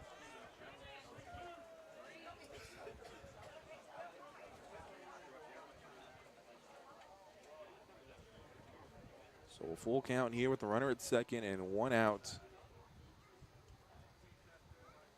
The full count pitch, that ball will be grounded, and fielding it there at second, having to bobble it a bit. He can't make the throw. That's Carter Hood. A nice job of getting to the ball, but once he tried to make the throw, the ball was too loose.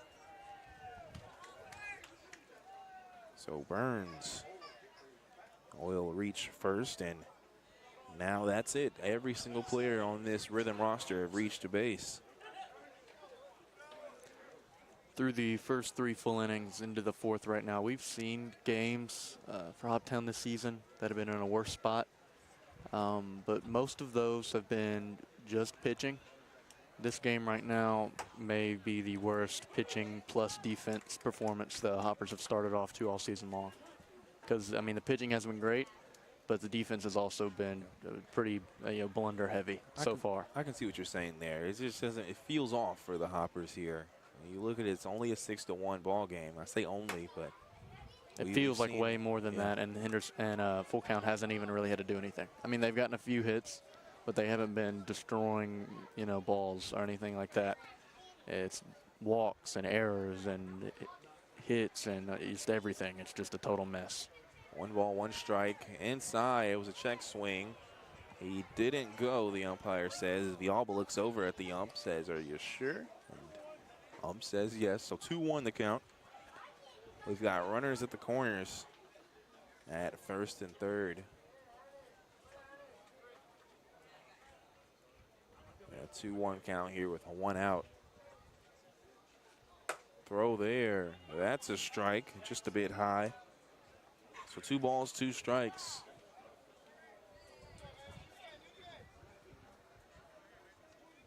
Again, a 6-1 ball game.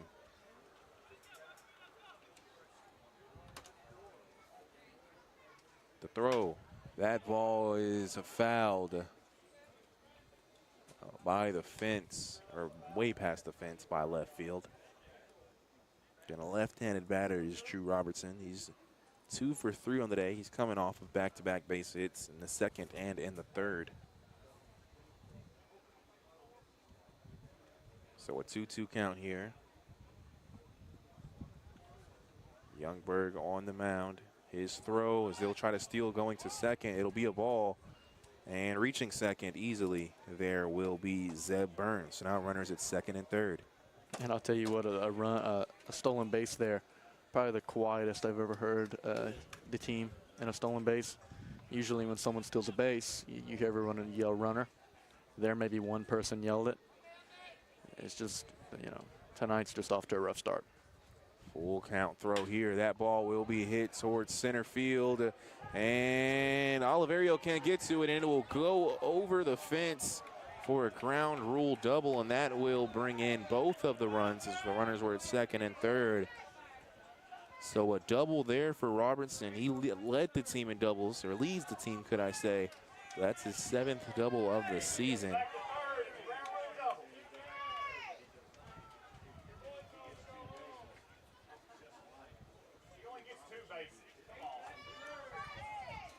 He was at second base. People are wanting him to go back to third here, but he was at second base, so he would come home. He had just stolen. People were still thinking he was on first and third because he had just stolen second. They're saying at the point of pitch, he was at first. That was on the previous pitch when he was at first. He had stolen second already. Now, I'm not sure. They said at the point of pitch is when the ground rule double would count. And so umpires are going to meet. I'll be honest with you folks. If they send this guy back to third base, that'd be absolutely hilarious. They're not going to. That would just have been really, really funny if this incorrect crowd managed to get these umpires to send a guy back to third. And so the run does score. Both runs score.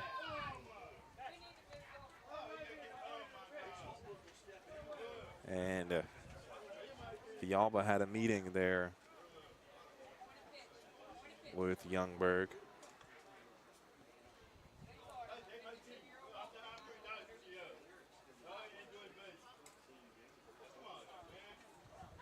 So now an 8-1 ball game.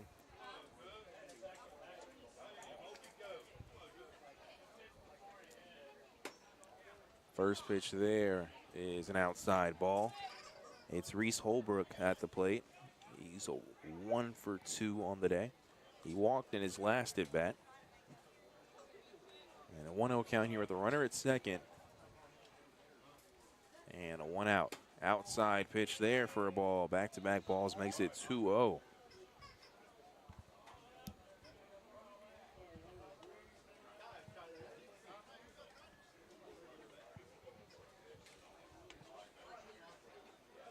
Two balls. No strikes. The throw, that ball fouled. It hits the screen towards the left side behind the plate.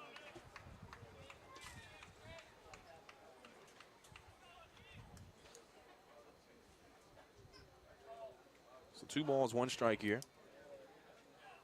Umpire requesting some balls.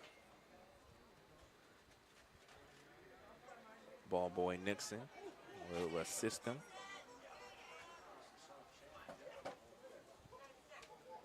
So still a 2-1 count here with 1 out. An 8-1 ball game here as the Rhythm lead the Hoppers.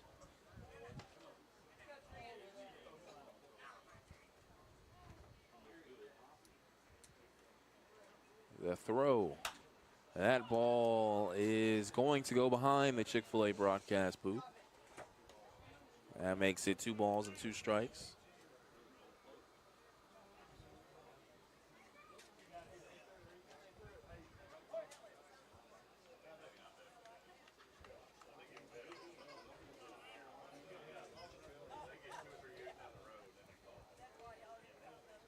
Throw, that ball is outside, which will fill the count up at 3-2 for Henry Jackson.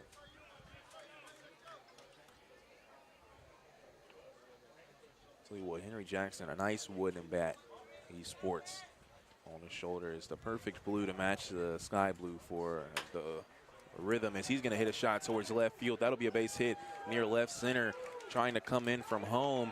And he's going to try to go for 2, and that one, they're going to say safe. So scoring is Robertson, and that's back-to-back doubles now for the Rhythm as Holbrook will make it in time. And Coach Albin makes a slow walk from the dugout here, as it's been a tough break here for the Hoppers. Now a 9-1 ball game.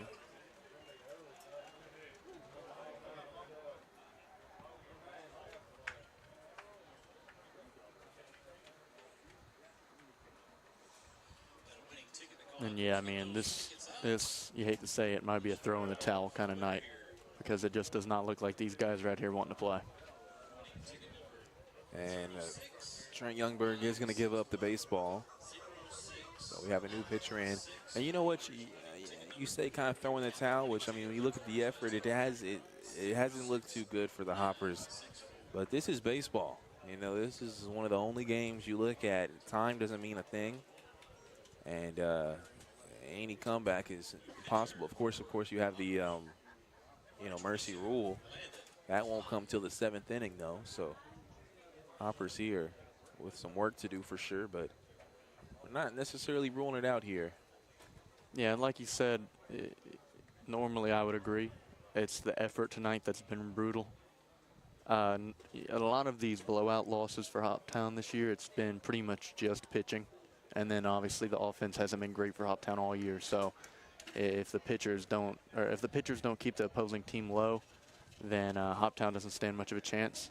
Tonight it has been pitching and defense both. Pitching has been brutal for Hoptown all year, but the defense has been effortless tonight so far. And then obviously, Hoptown has not eclipsed, the 9 runs scored by full count this year all season. It's very difficult for them to score that many runs. So just a tough look for them so far. Landon Klein is warming up at the bullpen. We're going to take a timeout, let him warm up a bit. And when we come back, we'll have more top of the 4th action. When you've experienced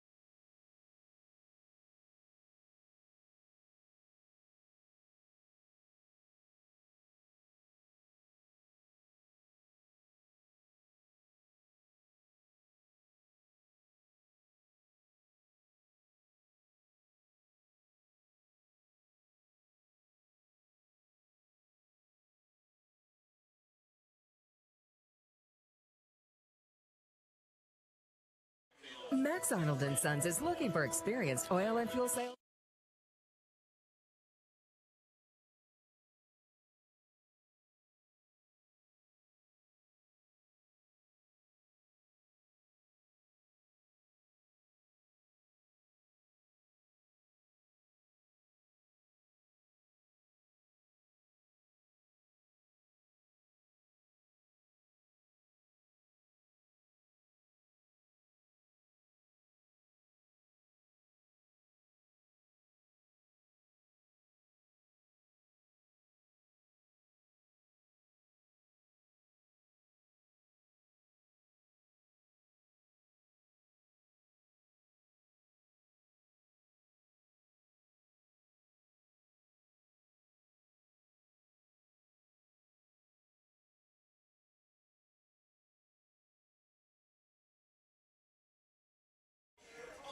Take us anywhere you go by downloading the WHOP radio app. We're Hoptown's News Radio 99.3 WHOP. 10-1 ball game. The Hoppers trail the full count rhythm. Hoppers at bat. It's Dom Oliverio starting things off here. As he'll swing on the first pitch he gets. That one going towards right field, and it's fielded there for the first outs. As that was Jared White there in outfield making the grab. Carter Hood back at the plate. As he has one of the 4 hits for the Hoppers. 2 of those 4 all come from the same batter. That's Robert Estrada. He's 2 for 2 on the day. Hoppers would like to see him have some more chances at the plate. As that first pitch is a strike there, looking to Carter Hood. One thing, as you've talked about it too, the dugout presence for the Hoppers. That was, as the second pitch is low and inside. That was something that Coach Davari mentioned in the pregame show. He wanted that energy to be a little bit higher, but it's difficult, you know, when you're talking about a score like this. And I mean, you obviously still want to see it, as that's going to be a foul ball going behind the bleachers for the Hoppers near first base. Yeah, and I can give you an insight into the mind of these guys in the dugout right now. When you give up 3 runs the first inning, you're immediately not going to be as into the game as usual, but you're probably not going to be totally out of it. At this point in the game, 10-1, there's no point in really getting into it in the dugout. These guys are probably ready to go home. That'll be a grounder. Tracking it down, though, is Prero. He'll make the throw, and a nice out there.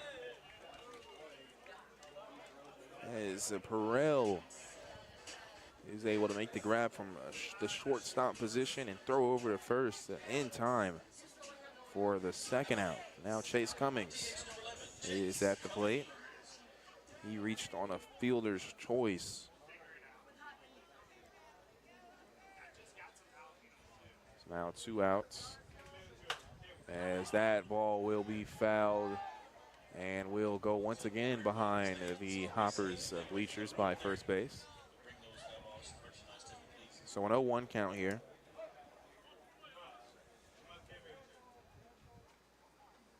The throw, ball low in the dirt, makes it a 1-1 count.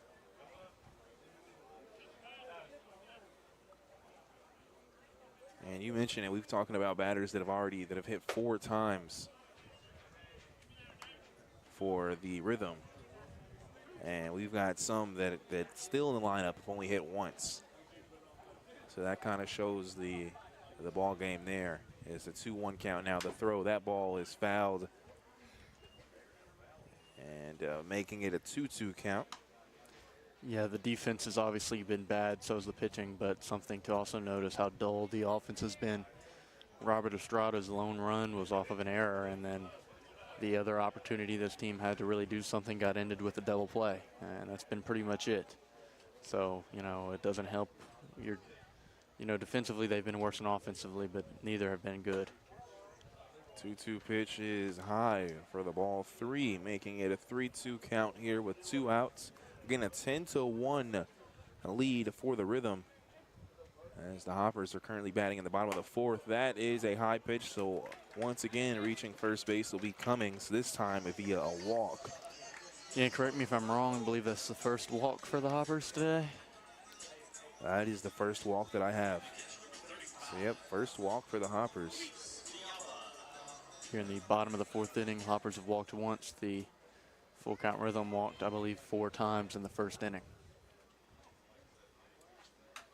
His first pitch is fouled by Luis Villalba. It was 4 walks in that first inning. So the difference in pitching today, as this is still the starting pitcher for full count, has been massive. Yeah, I have 9 walks that the Hoppers have thrown the rhythm. It's an 0-2 count here to Luis Villalba. And a swing and a miss there will do it for the Hoppers here in the bottom of the fourth inning, as there were no hits, no errors, 1 left on base, and no runs scored. We head to the top of the fifth inning, where the rhythm will send their 7, 8, and 9 batters. That's Napier, White, and Burns to the plate. Again, 10-1. The score will be back with more Hopper Baseball brought to you by Chick-fil-A.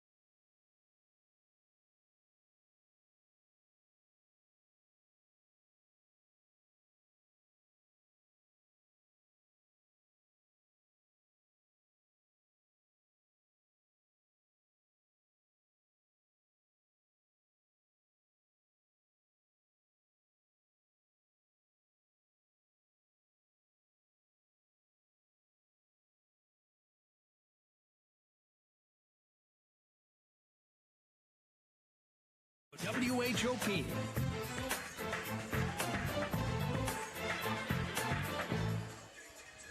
Welcome back here, folks. Not the Hoppers' night so far. It's a 10-1 lead for the full count rhythm here in the top of the fifth inning.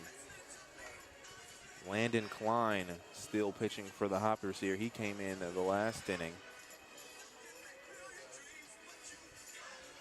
And it's been 12 hits so far for the rhythm to just 4 for the Hoppers. I mentioned too, 9 batters have been walked for the rhythm, while it's only been 1 batter walked for the Hoppers. And this is arguably, I mean, you look at the stats and it would kind of say, but rhythm, they have probably the best pitching staff in the conference. So they're showing it here. And the person they're throwing has actually pitched the most innings, which you could maybe classify him as the ace. So just not a good formula for the Hoppers here to have to deal with. As the first pitch was a ball, second one is a ball as well, a bit outside and low there. So 2-0 to count. Swing and a miss there, as the pitching in last night's win for the rhythm to the Hoppers, it was good as well, you know, but the only thing was the Hoppers pitched pretty well as well, towards the beginning at least. And that's been the difference in this ball game. If you look at it, and that's going to be a foul ball. I believe that might have clipped either the catcher or the umpire in the face. I think it was the umpire, so he's going to take a walk. Yeah, and like you said, I think yesterday's first 6.5 innings from full counts pitcher was the best starting performance I've seen this season. And then coming out today, and this guy's been throwing really well as well. So you kind of have to match that. Yesterday, the only way Hoppers were able to stay in that game was they were not quite as good at pitching as their starter yesterday, but they were close enough to stay in the game. Today's been a totally different story. As John Higdon is still kind of shaking off right now. I think he's going to come back behind the plate now, but had to take some time here. As I believe he did take that shot to the face with the helmet. I mean, that helmet only helps so much. You get a ball to the face off of a bat, you're still going to feel it. As 2-2 is the count now. The pitch, breaking ball outside for a ball. You know, you hope that doesn't mess up the vision of the umpire after taking that shot. Mess it up any worse, that is. You said it, not me. Full count pitch is going to be a shot towards left field, but it's foul.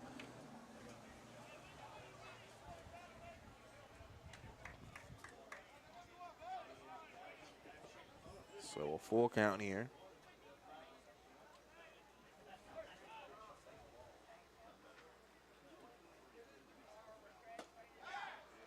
And a walk there as Napier will advance to first.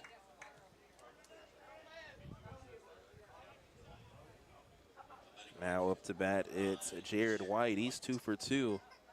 He's coming off of back-to-back base hits, and every time he's gotten a hit, and these last 2 times he's scored in the 3rd and 4th inning. So runner at first with no outs. The throw, a breaking ball for a strike. Starting to get darker here. Wind's picking up just a bit. We've got about a 15% chance of rain. Doesn't look too bad right now. And no balls, 1 strike, a runner at first. The throw, breaking ball, will be chopped to the screen by the first base dugout. So now no balls and 2 strikes. Again, 10-1 is the score here. The Rhythm lead the Hoppers. Rhythm batting right now. It's Jared White at the plate, left-handed batter. The throw, breaking ball will be a shot towards left field, and it will be a line drive right into the glove of Luis Vergara. And so staying at first base will be Napier. Zeb Burns now at the plate with a 1 out and a runner at first.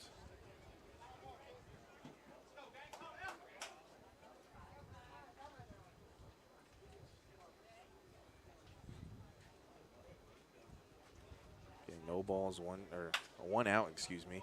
The throw, it'd be going perfectly to second. The out there, the throw to first, and not in time, and it'll actually go to the dugout. So that will advance Napier to second. Or, excuse me, Burns to second. You know what? Napier's out at second. You'll take it. You'll take it. Try to roll up a double play there. Can't get it. Wild throw, so what? Defense hasn't been great today anyways. So getting an out there, just getting 1 out there, you'll take it. And a runner at second. You know, usually when you do stuff like that and you throw it into the dugout like that, you put yourself in a pretty bad spot. This is probably the best spot that the Hoppers have been in four innings or so. You say it too. That's actually the first error for the Hoppers in this game, which is why baseball has dumb rules. As a breaking ball there outside for a ball. Back at the top of the lineup, Drew Robertson.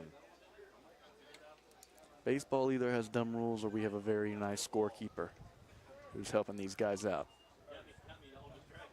Yeah, I don't. Was that as hit? Ooh, it hit hard too there. As he's going to go. It almost went down and walked it off. Drew Robertson took a shot there to the knee. I thought we'll see where he's grabbing, and I'm not exactly sure. I think he is grabbing that thigh area at least. And a hard ball took as he was hit by a pitch. So now runners at first and second.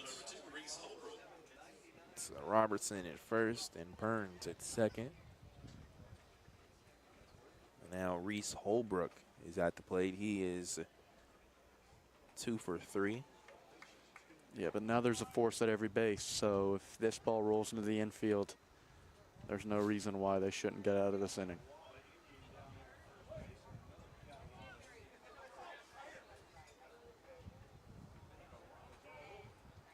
So 2 outs here. Breaking ball swung on and missed early. So now an 0-1 count. Again, 10-1. The score here. Rhythm batting, Rhythm leading the Hoptown Hoppers inside Colonel Field.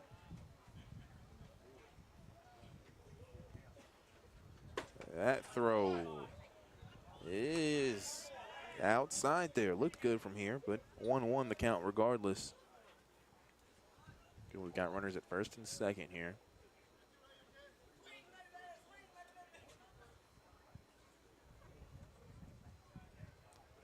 Breaking ball there. Slow one, but it was in the right spot.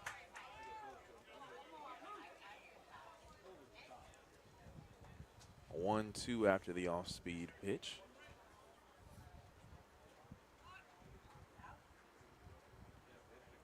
The 1-2 throw, that ball is low and inside, evens the count at 2 apiece.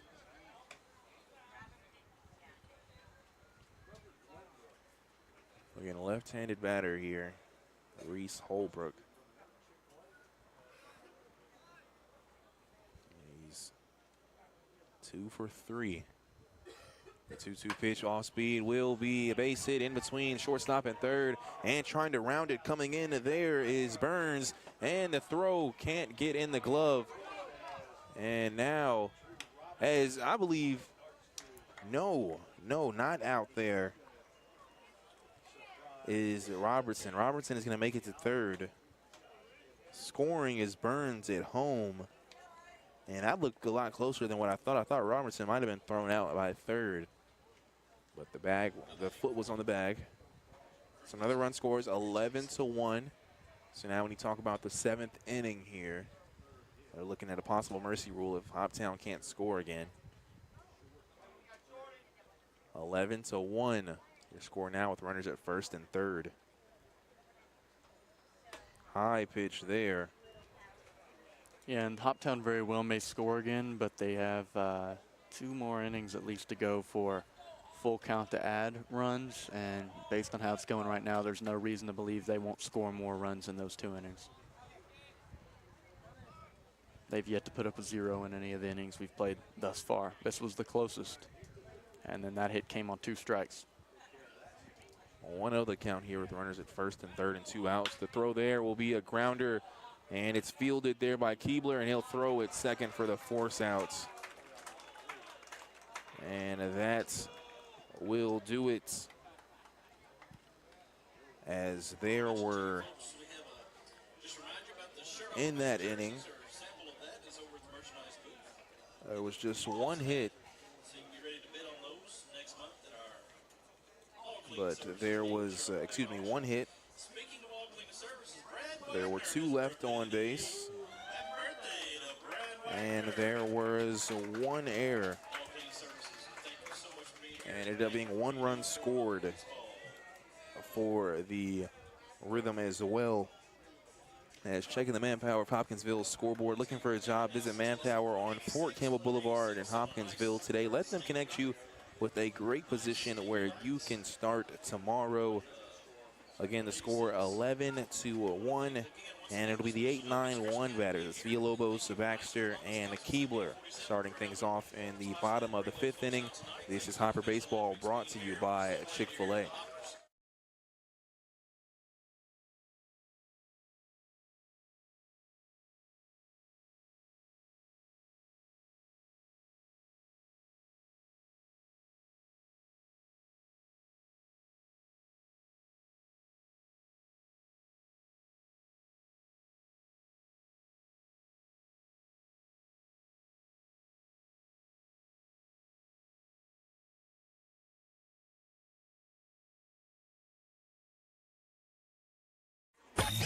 Your home for Hoptown Hoppers Baseball.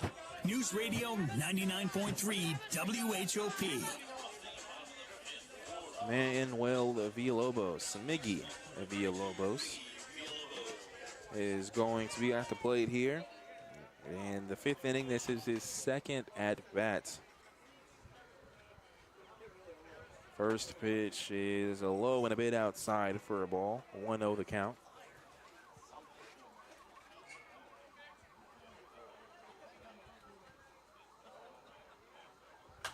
That is a foul ball, winding. That'll go behind the first base bleachers.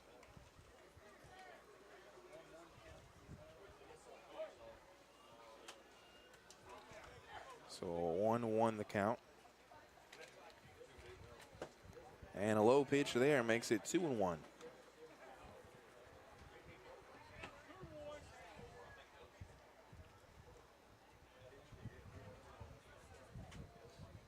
Balls, 1 strike. The throw will be chopped. That one is fielded there from Pearl, and he makes another big throw there. Pearl there. A high bouncer was able to stretch his arm out for that one and make the throw to first, and that was a nice fielding play there. Now Baxter, another one of those batters that have only had a one at bat. Gavin Baxter. And again, 11-1. The lead here for the Rhythm. John Keebler's on deck. That ball is outside. It gets past the catcher Napier. Yeah, and we had guys from Full Count had 4 at-bats in the first 4 innings. That pitch right there was Gavin Baxter's second pitch he's seen in the 5th inning.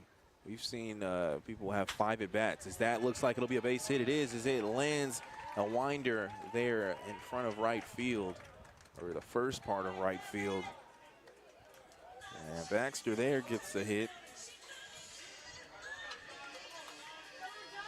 And we mentioned that too, talking about Robert Estrada. He's 2 for 2 in this game, as he is on deck now, but that's the kind of batter you Hoppers would like to see be able to bat 5 times, and just hasn't had the opportunity. But now a runner at first with 1 out. The throw is outside for a ball, so 1-0 the count. Hoppers trying to get back in this thing. Need some big innings to do it here. But your first priority is to make this less than a 10-run ball game. As that's a breaking ball pitch low for another ball. 2-0 the score. I say less than a 10-run ball game due to the mercy rule after 7. 2-0 the count here with 1 out.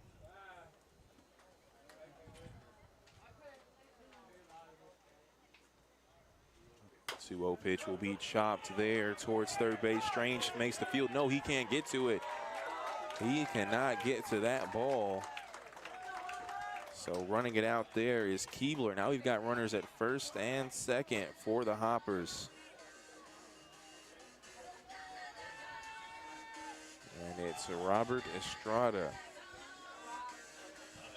at the plate. 2 for 2 on the night.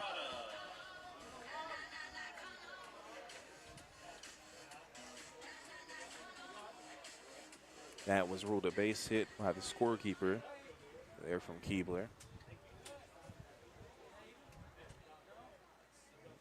And so Estrada now here. Back-to-back hits for Estrada, and back-to-back hits in this inning coming from Baxter and Keebler, putting runners at first and second. The throw is low there for a ball. I'll tell you what, if you're Full Count right now, I think you have to send a pitcher to start warming up in the bullpen. This pitcher's been great, but clearly losing just a little bit now. And that'll be there's a low another outside ball. pitch. And if you're Full Count, not only do you want to win this game, they're probably going to want to win this game in 7. They get home earlier. You know, everyone likes that when you're the winning team. And so they probably should start getting guys warmed up.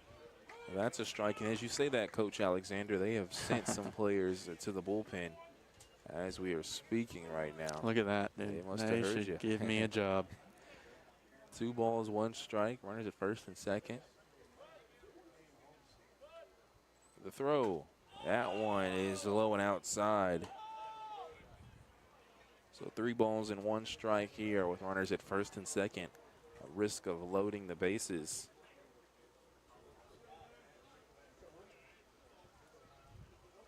3-1. That ball is high. Doesn't matter. It's a walk. They tried to throw it out the first base to try and catch John Keebler. Had a big leadoff, but did not matter. It was a walk, so they're making it to. He's going to make it to second base anyway. So now base is loaded here with 1 out. And pitching coach is going to come out and talk to Spencer Wilkins. Yeah, and what they're doing right here is they are wasting time. And they're letting this pitcher warm up in the bullpen as much as he can without having to throw another pitch right now. So my best guess is they'll chat here for a minute and maybe get through one more batter. If they get an out, great. If they don't, then that'll be a run reward for Hoptown. And Probably if that happens, they will bring in that warming up pitcher. Well, as the umpire will charge the mound, and the meeting breaks up. The umpire knew what they were up to. So now it's Luis Vergara. He's 0 for 2. He struck out looking in the first and grounded into a double play in his last at bat in the third. If I'm Luis in this position, you seriously have to think that you have a very good chance of walking.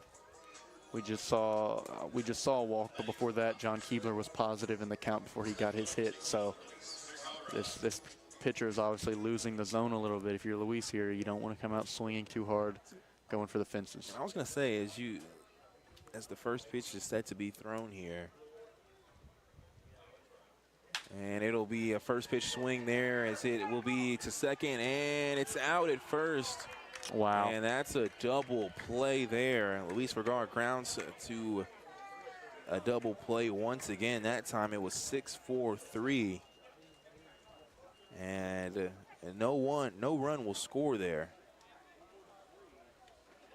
as that is a tough out there for the Hoppers, thinking they might have gotten some runs there, but no. A nice fielding job there from, once again, Perrell will do it for the Hoppers there, as there was 2 hits. There were no errors, and there was 1 left on base and no runs scored. We head to the top of the 6th inning. Checking the manpower of Hopkinsville scoreboard, 11-1. This is Hoptown Hopper Baseball, brought to you by Chick-fil-A.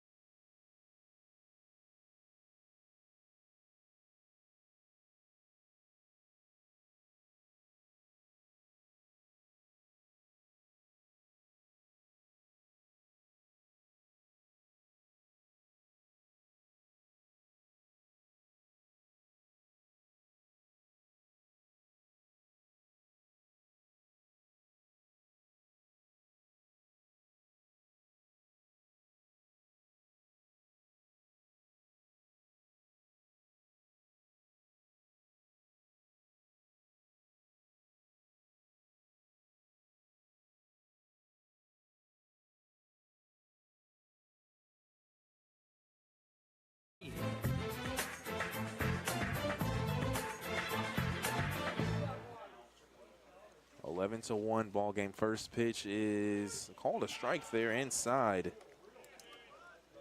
Looked like a ball to me. We might be getting to the point of the night where these umpires want to go home early too.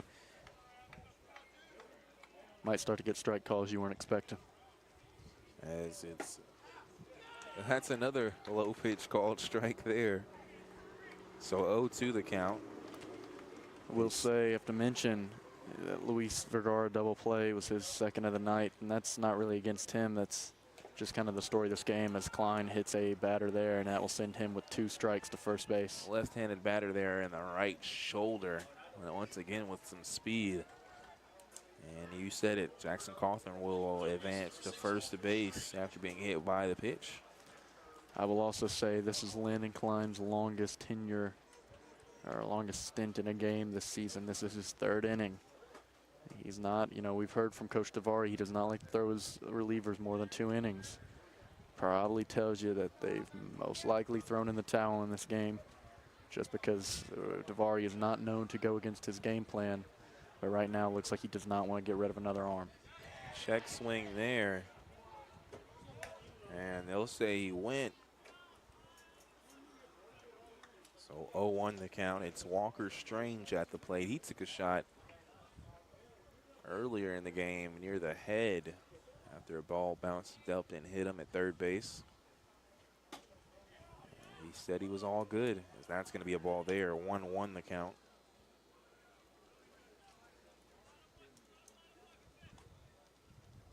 So 1 ball, 1 strike. And a runner at first with no outs. The throw is high and outside, making it 2-1.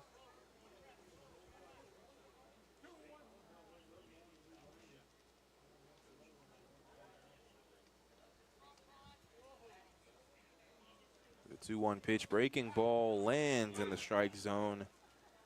That'll make it 2-2. That's by far his nicest pitch, and those are hard to hit in general. And when you do hit them, they have to swing so high that those are going to go off into the infield, as that wild pitch will send a runner to second base and into scoring position, and will load up or fill up the count. But if I'm Klein, I'd probably throw that pitch about 90% of the time right now, because that's your most likely to get a strike. You're allowing the defense to work and get out of these innings and not let them take so long, because a lot of these long innings have been what has killed Hoptown tonight. I would probably go with your most reliable pitch. Full count, and he throws it, and that's going to be the strikeout. You called it there. I mean, and again, that's head and shoulders his best pitch. I think he has to throw that on the majority of these throws right now. If they hit it, so what? There were 7 hits in 1 inning just a moment ago. You know, there's nothing to lose right now. If you're Hoptown, throw your best pitch. If they hit it, so what? So now 1 out.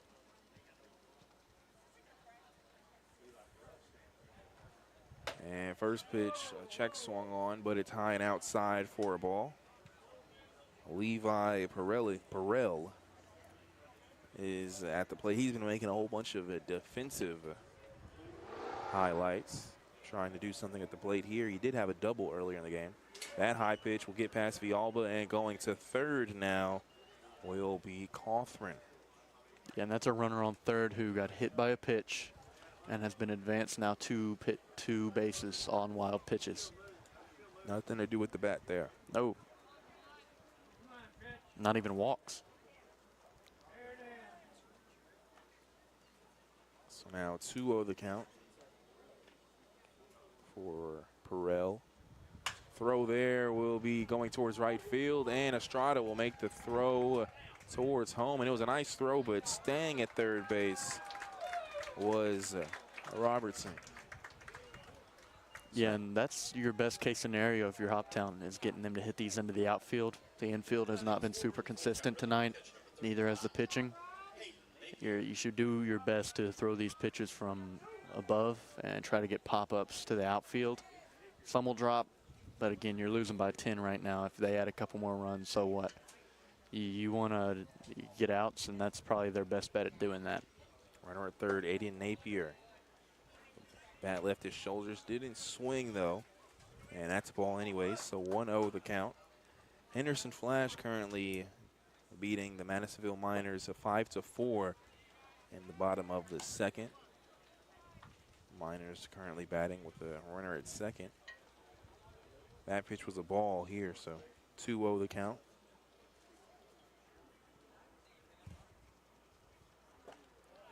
And another one, making it 3-0. 5-1, the Fulton Railroaders currently beating the Paducah Chiefs in the bottom of the 8th inning. Muhlenberg County Stallions, as walking there will be Napier. Muhlenberg County Stallions currently beating the Louisville Jockeys 4-2 in the bottom of the 6th. Now Jared White will be at the plate once again. He is 2 for 3. A left-handed batter. So now runners at first and third. And the 8th hole batter, Jared White, at the plate here in the, as that pitch is low.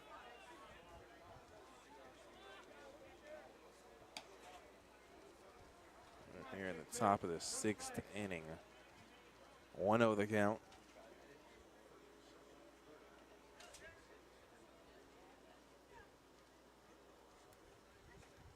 Throw there is outside.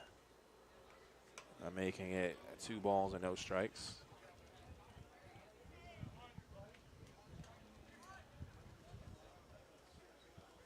Again, runners at first and third. The 2-0 pitch, that ball fouled behind home plate, high on the screen to the left side. So 2-1 now the count.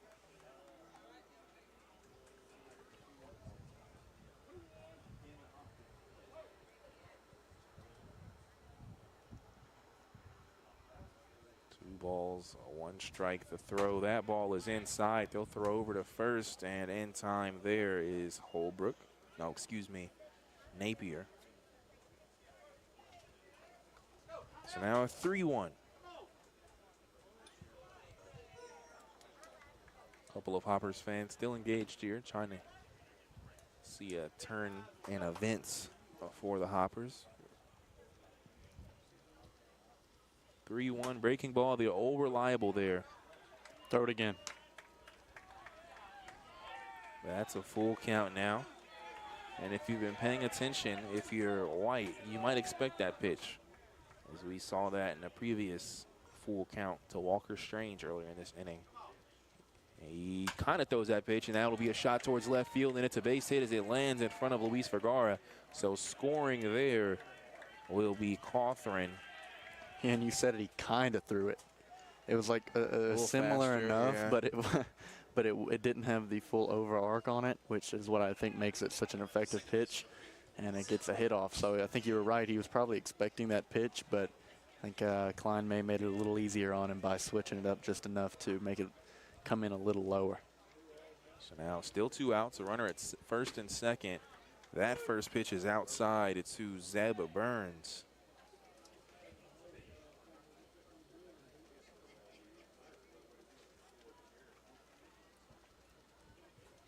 And that'll be a shot towards left field. It's a good hit. And did Vergara make the grab? Oh, they're going to have to call that he did. I don't know. And he does. And what a catch there from Vergara as he dove to his left side there in left field. And that's a great way to end the inning for Vergara, as in that inning there was 1 hit.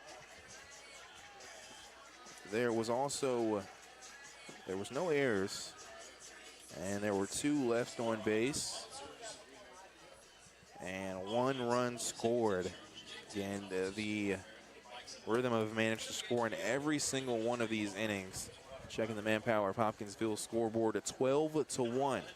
The Rhythm over the Hoppers. Will be back with more 6th inning action as the Hoppers will send their 4, 5, and 6 batters to the plate. Oliverio, Hood, and Cummings. This is Hopper Baseball, brought to you by Chick-fil-A.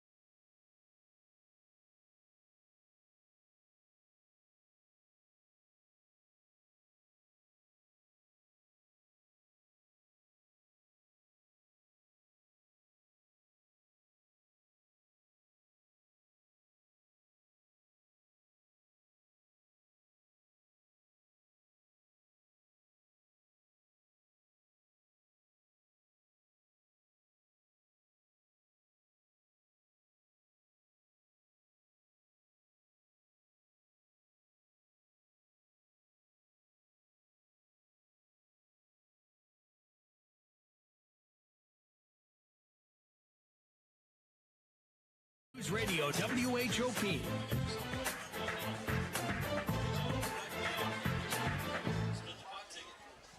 It's a 12-1 ball game here as the Rhythm are leading the Hoptown Hoppers. New pitcher for the Rhythm, it's Tyler Cruz. Tyler Cruz coming from the University of Mobile, and he's from Lexington, Alabama. Left-handed pitcher is Cruz. And it's Dom Oliverio at the plate. First throw was a swing and a miss, a high heater there. And props to the full count coaching staff who did an excellent job of pitching that starting pitcher just long enough and getting this pitcher in to relieve at the perfect time. As that'll be a shot towards right field. It's going deep, and it's a home run for Oliverio. His second of the season. That ball went high, and it got up out of here. And that's how you start an inning for Dom Oliverio and the Hoppers. Just left of the foul pole there. And a nice shot there, a moon shot, some people would say, as high as that ball got. And so now the second run there, 12-2. You mentioned that mercy rule at the end of 7 if it's 10 runs or more. Now we're looking at a 10-run ball game. So Hoppers are trying to prolong this game. And we talked about, I was always confident Hoptown could score another run, but I'm just not sure if they can stop Full Count from scoring on the other end. That's the issue. I mean, they've scored in every single inning. Only time we've seen that so far this season. 2-0 count and make it 3-0. And yes, the Rhythm have scored in every single inning. It's 3 in the first, 1 in the second, 1 in the third, 5 in the fourth, and then 1 apiece in the 5th and 6th. That's a strike there. So 3-1 the count. Props to Oliverio, though. Second home run of the year. Not something we've been used to seeing this season. Inside throw there is called a strike. That'll make it 3-2. That's the Hoppers when it comes to home runs, as the full count pitch is inside there for a ball. So Hood will walk. Hoppers were last in the league in home runs with 2. That makes it 3. I believe still putting them at the bottom. But another home run. And a nice shot there from Oliverio. We've got Mac Biggs coming in now, I believe, for Miggy Villalobos, if I'm correct. He is coming in for Chase Cummings. Chase Cummings DHing. Okay. So Mac Biggs getting to swing the bat at least once tonight. I would say more than that, but we're not so sure about that considering how little we've been making it through this lineup. So this could be the one and only at-bat tonight for Mac Biggs. Throw there, and that's a high shot there to left field. That ball's gone. And that one is way out of here. I didn't see where that ball landed. 2-run homer there from Mac Biggs. Oh my goodness, first pitch swing there. And that one's in the stars. Yeah, that ball was absolutely destroyed, and we've been talking about Mac all year, is how much power he has. He doesn't have the greatest on-base percentage, but man, that ball was absolutely destroyed. Talk about a pinch hitter there. Coach Davari smiling as Biggs is coming in. And Mac Biggs might be looking over, Coach, you should have had me in this place.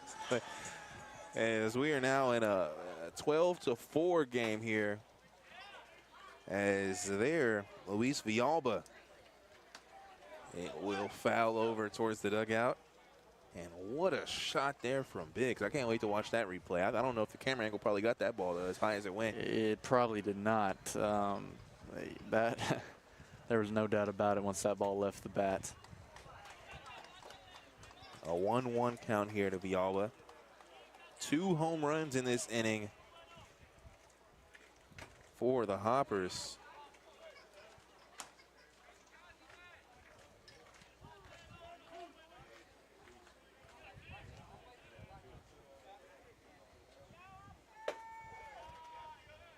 As that's a 2-2 count now.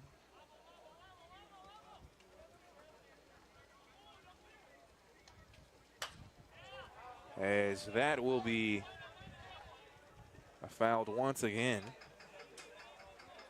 So 2 balls, 2 strikes. Back to back, or not, excuse me, not back to back, but 2 home runs. There was a walk in the middle of them from Dom Oliverio and Mac Biggs. Inside, a pitch there for a ball, makes the count full to Luis Villalba. I mean, how wild is that to see through the entire month of June 2 home runs and then have 2 in the same inning here in a game where they've been getting beat pretty badly all night, to have 2 almost back-to-back home runs in the same game after this team has not been a good slugging team. For that to happen is pretty wild.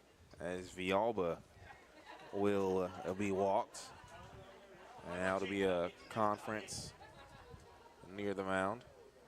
12-4 is the score here. We mentioned about the mercy rule, leading over 10 runs or more at the end of 7, and we're not looking at that right now, as after the 2-run homer, we're looking at a 12-4 game compared to 12-2. Now, of course, as we mentioned, the Rhythm have scored in every single inning, so if they keep that up, it still could be possible. But if the Hoppers can keep this up, we might be looking at a really nice inning here for the Hoppers. Yeah, I'll be completely honest with you. I can just sense it.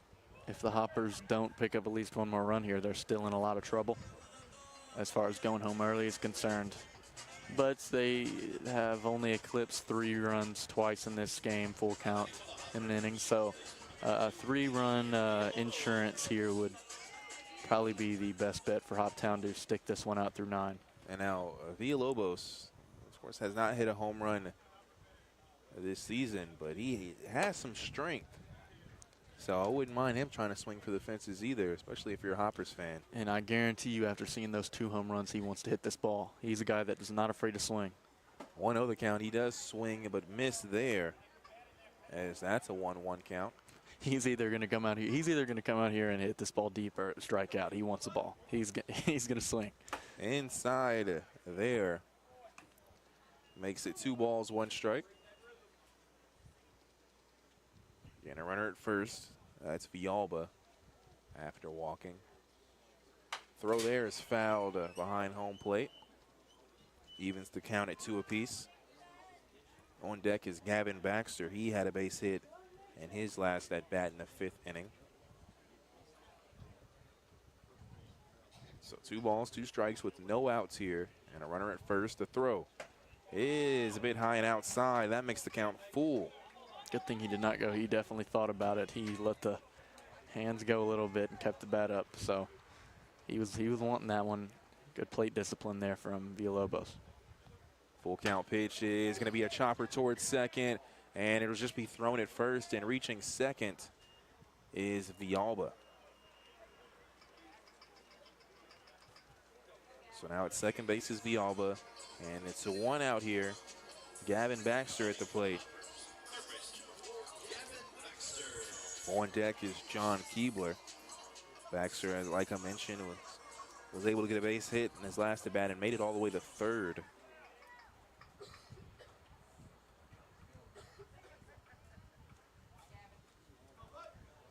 Again, 12-4 ball game here. With a 1 out. First throw is high and outside as Napier's forced to stand up at the plate. 1-0 the count. And this being the 5th batter, it's tied for the most amount of batters we've seen in an inning, as they're going to throw over to second, and getting loose there, the ball, but stays in the infield. Making it back is Villalba. As the 5th inning, there was 5 batters seen. So unless some magical double play happened, this will end up being the most batters seen out of the whole game for the Hoppers. 2 balls, no strikes to throw. That one outside will make it 3-0 here for Gavin Baxter. Baxter playing at Lee University, just south of Clarksville, Tennessee, and that's another high and outside ball. So walking will be Baxter. And you wonder, as you do, there was some players over there in the bullpen. It doesn't look like there aren't anymore. Actually, as I say that, there's some walking in that area. But you'd imagine 12-4 here, a couple more nice plays, and the Rhythm might want to make some changes.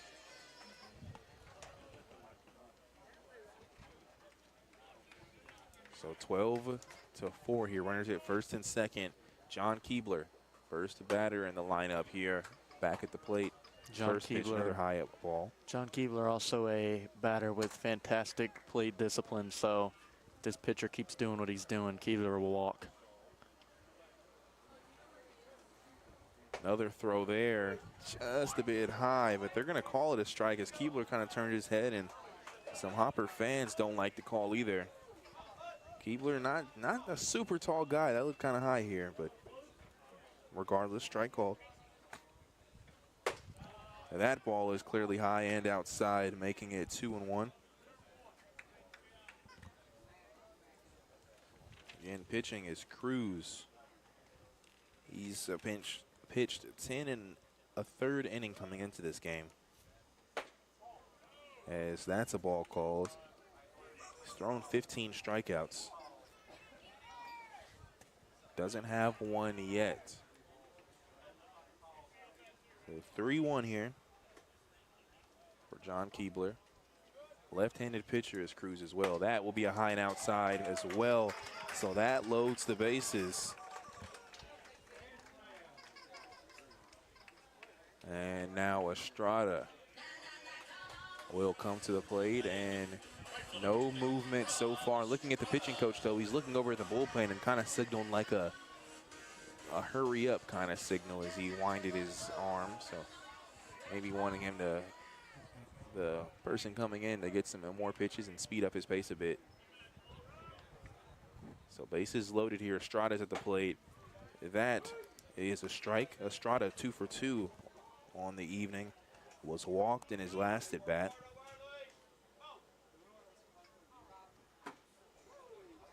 And that's a ball there, low in the dirt, making it 1-1.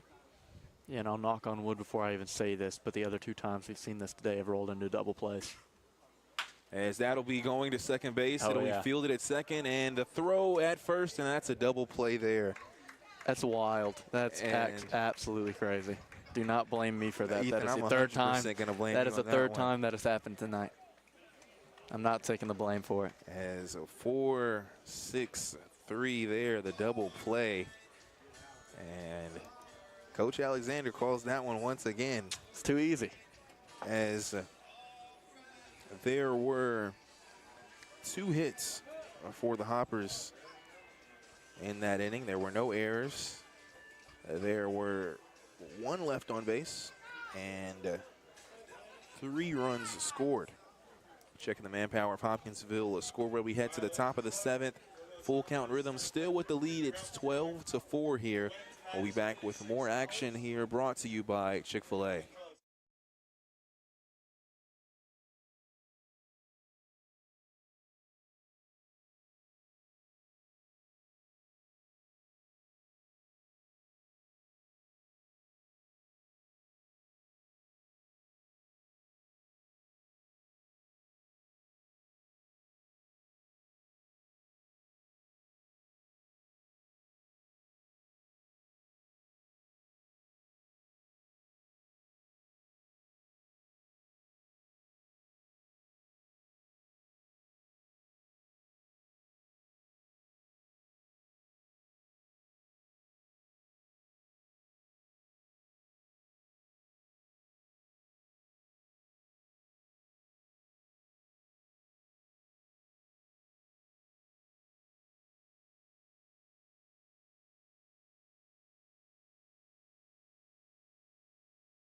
News Radio WHOP.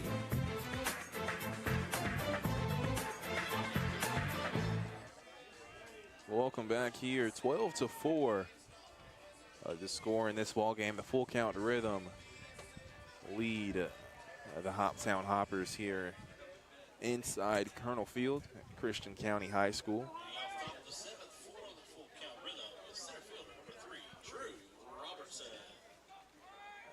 So this is to test the mettle of the Hoppers right here. Landon Klein, 4th inning here in this game. I don't know. I'm not even 100% sure if before tonight he's pitched more than 1 inning at a time. He may have gone 2 at some point. 4 innings for him here in the 7th. As that'll be a first pitch swing over there to shortstop. The throw is high. Villalobos can't step on the bag as he had to leap for that one. The high ball there coming from Keebler. He had the amount of speed to the ball, but way too high. But a nice job there from Villalobos to make the grab. Yeah, I'm actually shocked Villalobos was able to grab that. I thought it was going to soar over and go over the fence. He was able to jump off the base, use the base as a little bit extra height, and come up with that one. That athletic play there at first base, but a runner makes it nonetheless when that's an error for sure. So an E6 there. I'll Puts give Keebler. Robertson at first. I'll give Keebler a little bit of the benefit of the doubt. He hasn't gotten much action tonight, and then tonight is also the first game in a long time where he started at shortstop. He has played a little bit of shortstop since coming back from his injury. Last night he played catcher, so this is the first night in a long time he's played a full game at shortstop. His throw here is check swing. I thought it looks good there. Umpire says he didn't go.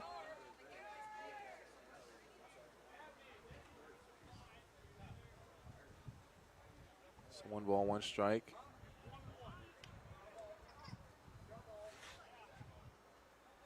As the coach wanted to know what the count was, it's 1 ball and 1 strike here.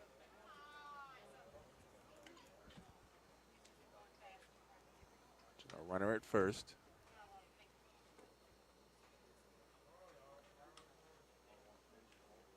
Breaking ball is just a bit outside there. That makes it 2-1. It's Reese Holbrook at the plate. As he's 3 for 4 on the evening.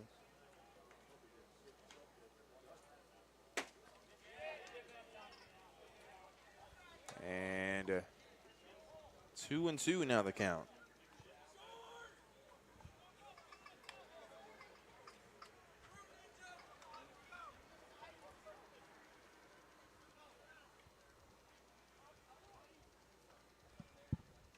Swing and a miss there as Holbrook strikes out.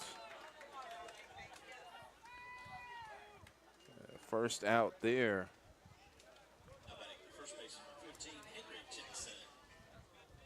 Now Henry Jackson is at the plate.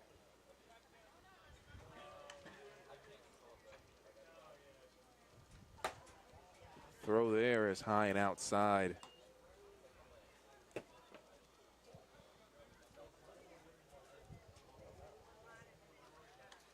One ball and no strikes, and a runner at first with 1 out here. Henry Jackson at the plate. Still Landon Klein on the mound. That'll be a shot to center field, and it is caught there by Oliverio. So going back to first is Robertson. Yeah, and that ball sounded and looked a lot better than I think it went. Pretty easy routine play there, but sure sounded good. It did. I think for the first part, Oliverio kind of backed up thinking it would go deeper than what it was, but realized he didn't have to move too much.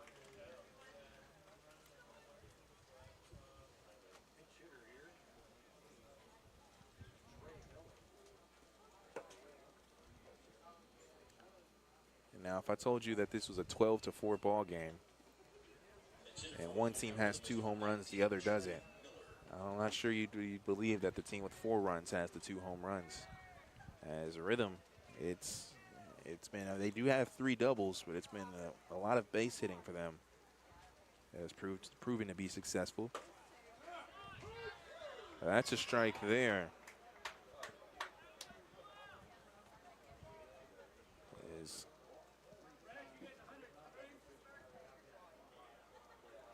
I believe this could be a pinch hitter here.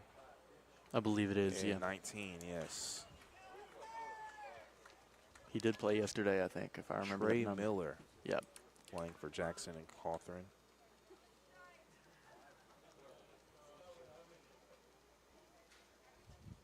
The throw, breaking ball. That one is low this time. It'll get loose. Luis Vial will make the throw, and that's an out there at second. Trying to go to second was Robertson, and he is out for the 3rd out. As there were no hits, no errors, and none left on base. And, or excuse me, one error in that inning. There was none left on base and no runs scored. Looking at the Manpower Hopkinsville scoreboard, 12-4. The Rhythm lead the Hoppers. We'll be back with more action coming up, as it will be the 3, 4, and 5 batters. Vergara, Oliverio, and Carter Hood will come to the plate. And at the bottom of the 7th inning, this is Hoptown Hopper Baseball, brought to you by Chick-fil-A.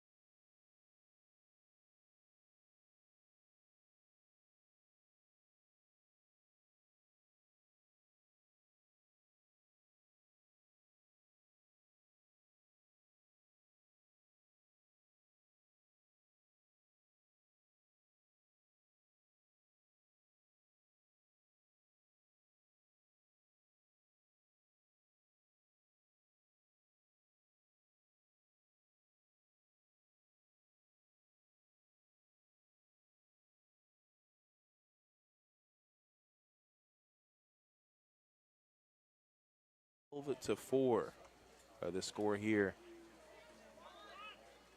as the Rhythm currently lead the Hoptown Hoppers. And we are here inside Colonel Field. It's Luis Vergara starting things off. He's 0 for 3 on the day. He has grounded out into a double play 2 times in this game. Can't do it now as he's the leadoff batter. But it's been 2 back-to-back grounders. He struck out looking in that first. First pitch there is a strike. Some speed on the mound. We do have a new pitcher. A new pitcher, but it's still a lefty, so kind of going with the same look, just a new face. As that'll be a shot towards right field. It's dropping. Outfielder can't get to it. It'll hit the fence.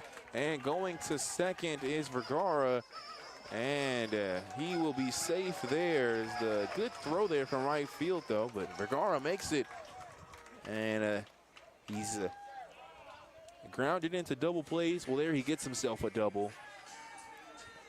And a nice hit there from Vergara. And now Dom Oliverio comes to the plate. His last at bat, a home run to right field. Like to see some more of that if you're a Hoppers fan. Yeah, I mean, I guess if this team isn't going to go down in 7, they might as well swing for the fences for the last 2, because home runs and doubles now a way different look than what we saw for the first 5 innings of this game. First throw outside for a ball. 1-0 the count to Oliverio.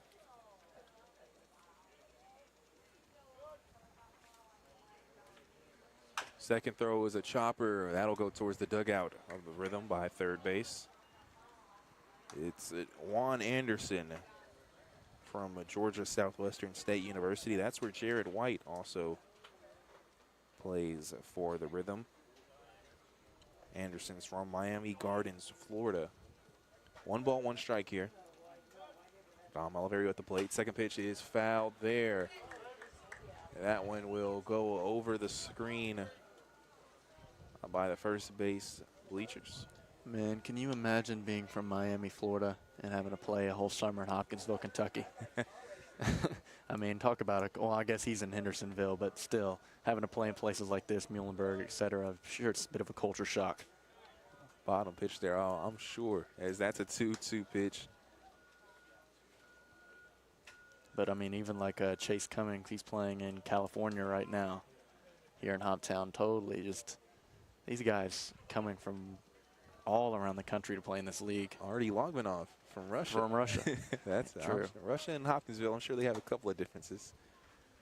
Yeah, the weather's probably pretty similar. Full count here with a runner at second. And Oliverio at the plate.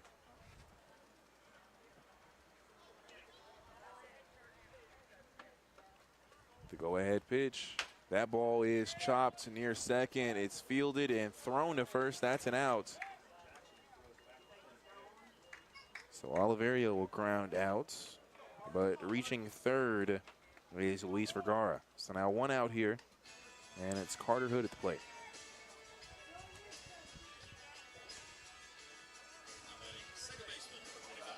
Hood was walked in his last at bat. He's 1 for 2 on the night.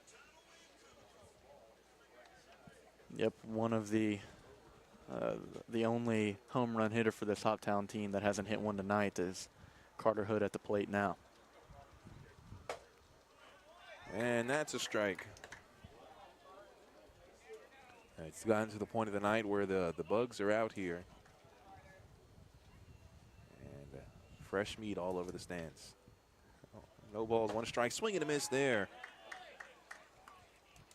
What happens with these bugs is they fly towards the light above us, and they get hit by the fan right below the light, and the fan knocks them right down on top of us. And so it's like death from above with these bugs. They just drop in. And no balls, 2 strikes. As that's an outside pitch for a ball. So the question is, do we make the sacrifice and do we turn the fan off or do we leave it on? Well, to be fair with you, it's not hot outside anymore, but the breeze is nice. I don't mind the fan. 1 ball, 2 strikes, a runner at third with 1 out. That ball is low and inside. evens the count at 2 apiece. Again, we're here in the bottom of the 7th inning, 12-4. The Rhythm lead the Hoppers. Juan Anderson is pitching. That ball gets in the dirt and the ball is loose. Now trying to come in and score, and it does. Luis Vergara will score there from the wild pitch.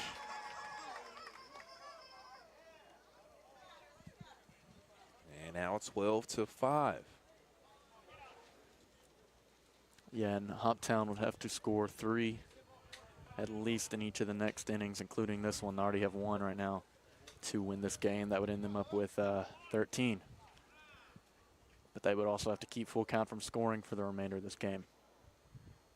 And they're going to have a meeting. The umpire's third base umpire calls time.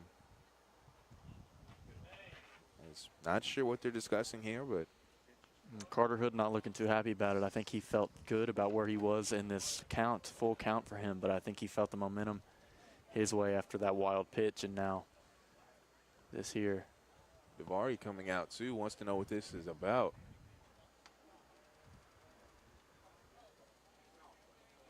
As the umpires, or at least the home plate umpire, is going to go have a chat with the coach. Oh, and the other umpire is going to chat with Davari.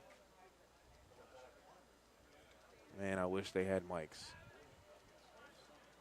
Davari kind of shakes his head. So I think, if anything, it might be going more towards the Hoppers' benefit.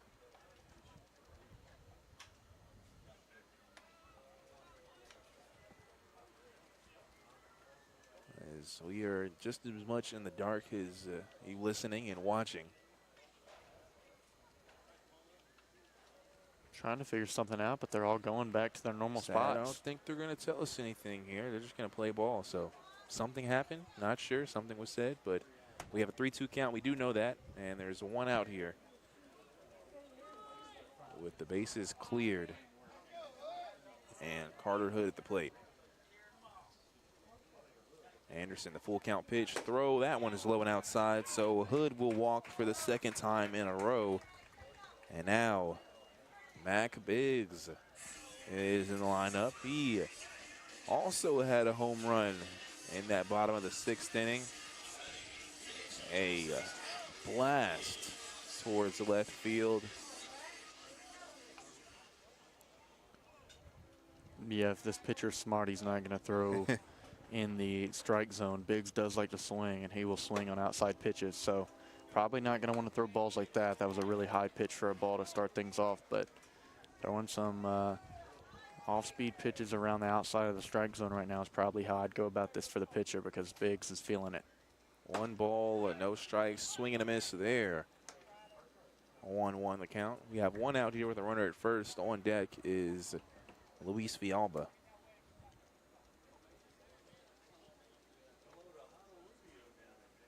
Throw there, gets a bit loose, but it stays near the plate. So 2-1 the count. Runner still at first.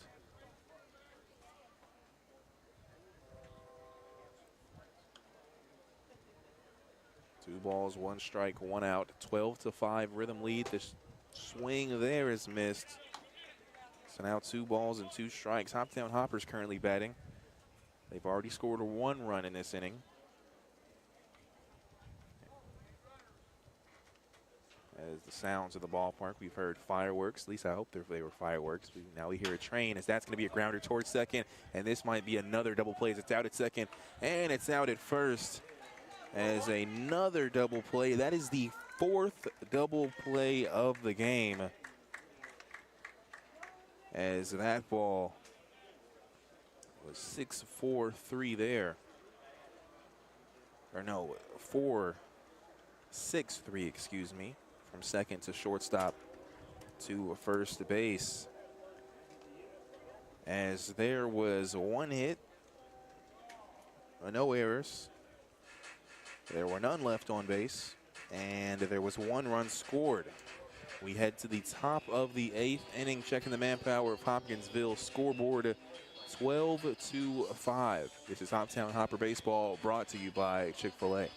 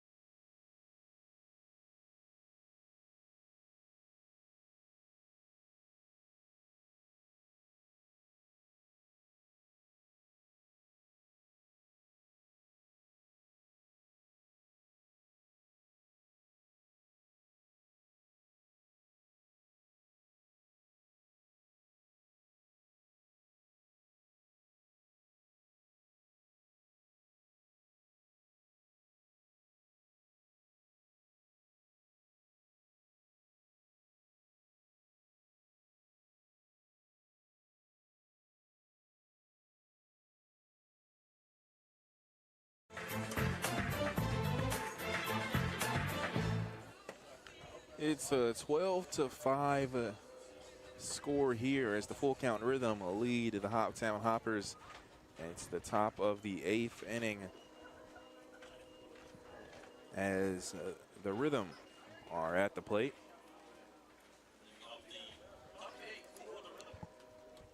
As first up, it'll be right-handed batter Trey Miller. He was up at bat in the previous inning, but ended up being Drew Robertson being thrown out at second, trying to steal.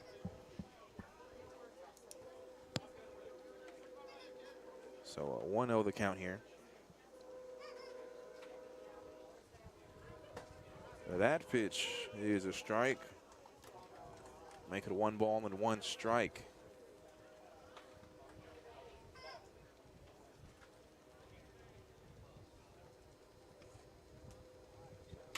That ball outside there in the middle makes it 2-1. And a shout out to Landon Klein, who's in his 5th inning right now.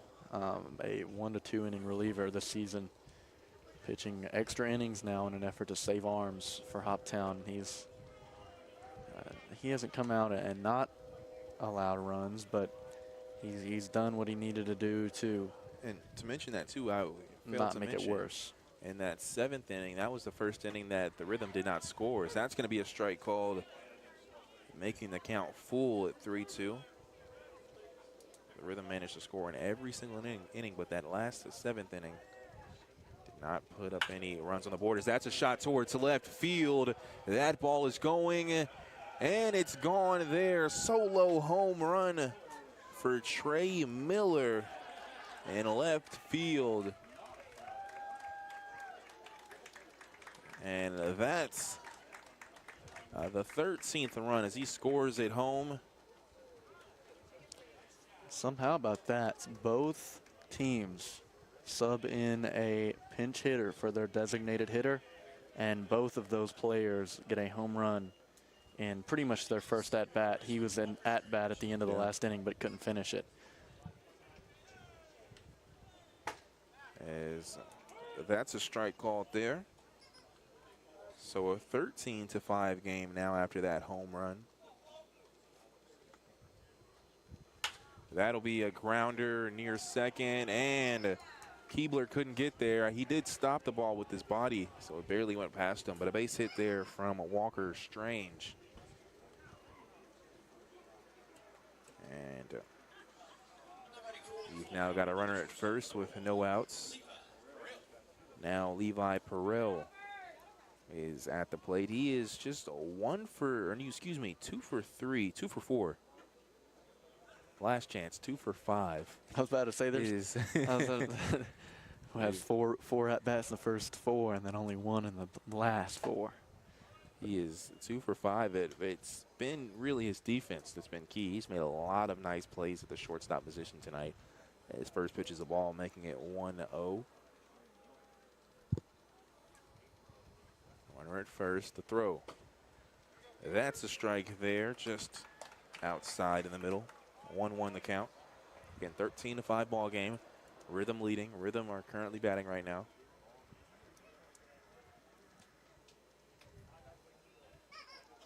$16 hits for the Rhythm in this ball game. Throw is a low breaking ball.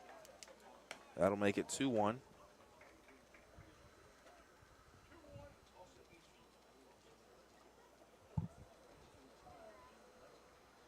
2 balls, 1 strike. The throw, as that'll be a base hit to right field. Estrada trying to make the grab. It gets past him. And going to third base there is now Strange, and a base hit from Perrell towards right field.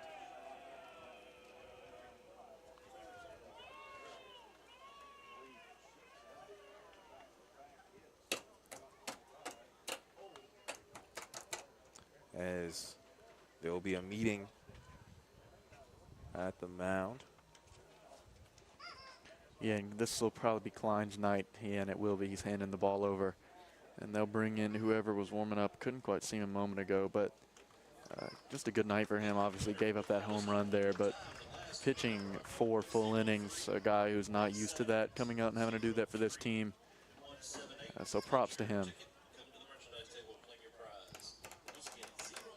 And this will be Ethan Davis, who finished the game up for Hoptown yesterday. Only got to pitch to, I believe, 2 batters. But will come in and probably pitch the rest of this one for Hoptown. And so we'll have a pitching change. Ethan Davis will warm up a bit. That's the end of Landon Klein's performance. Again, 13-5 here. The Rhythm lead the Hoppers. There are no outs here with runners at first and third. We'll be back, take a timeout here. This is Hoptown Hopper Baseball, brought to you by Chick-fil-A.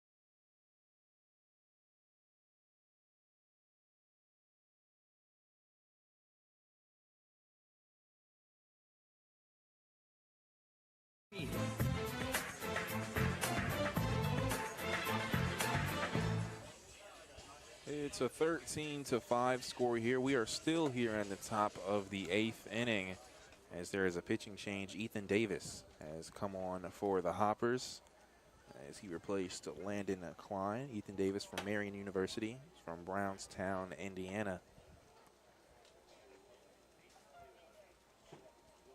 As the Klein ended up pitching 3 innings and 2/3. Gave up 6 hits, 3 runs, walked 3, and struck out 2. Now it's Adam Napier. First pitch inside for a ball. It's been 17 hits for the Rhythm in this game. Runners at first and third. That ball is low and outside, 2-1.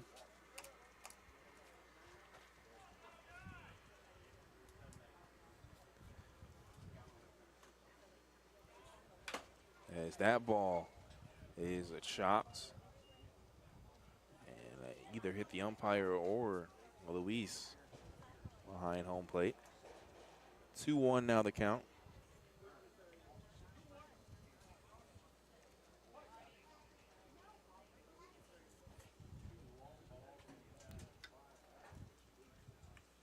Throw there is chopped near Keebler. It's short. He'll field, make the throw at first, and that ball gets past Villalobos.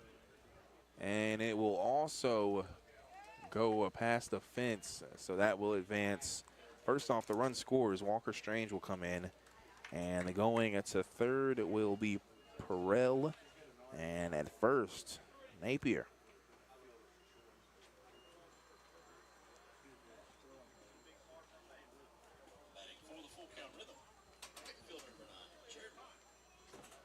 Now 14-5 the score.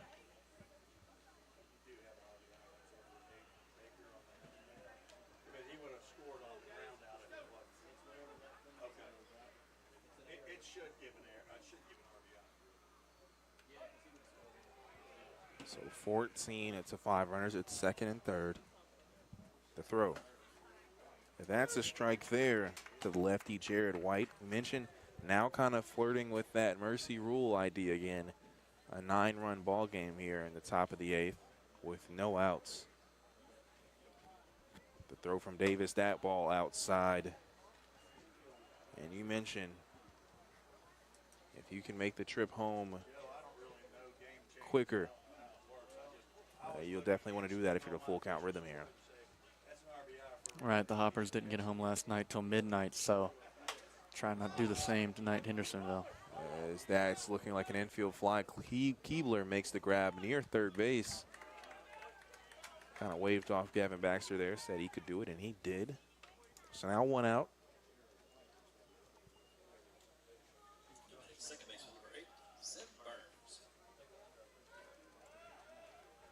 Zeb Burns is at the plate.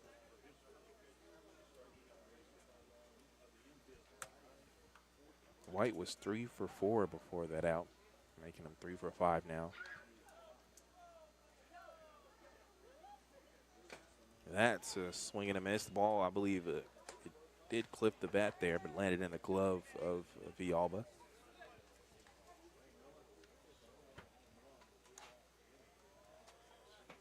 So no balls, 1 strike. That throw a bit high and inside makes it 1 ball, 1 strike. Got 1 out here with runners at second and third.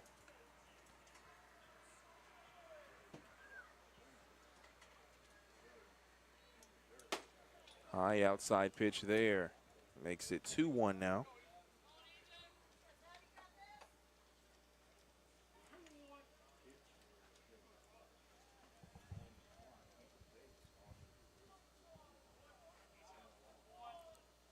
As calling time there is Ethan Davis.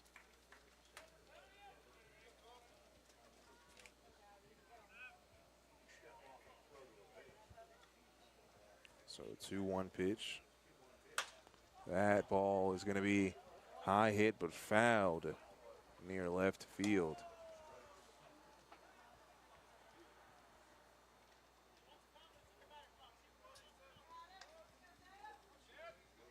So 2-2 here.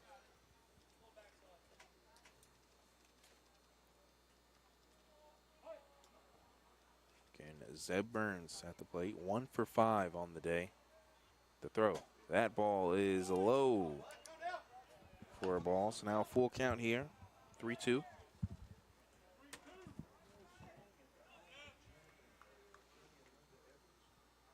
Ball officially hit, or game officially hits 3 hours here. Full count. That ball is going to be fouled near the left-hand line. Line drive goes straight towards the bullpen for the rhythm. I'll tell you what, Hoppers, win or lose this season, have been very good at playing quick games. And by quick, I mean 2.5 and less.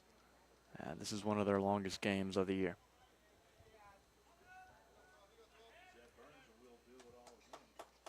As the full count pitch, breaking ball is high there, and walking is Burns, which loads the bases.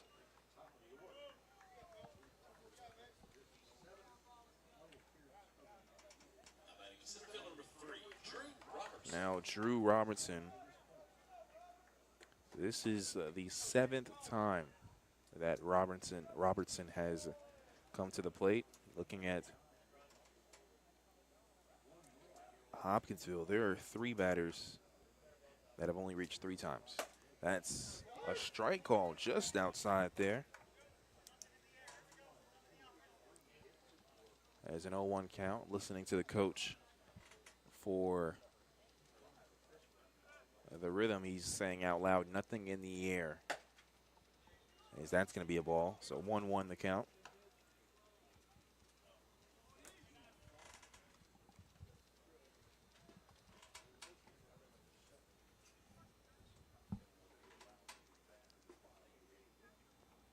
Robertson 3 for 5.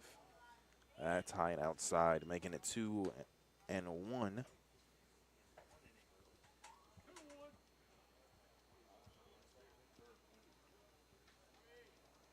14-5 score here in the top of the 8th.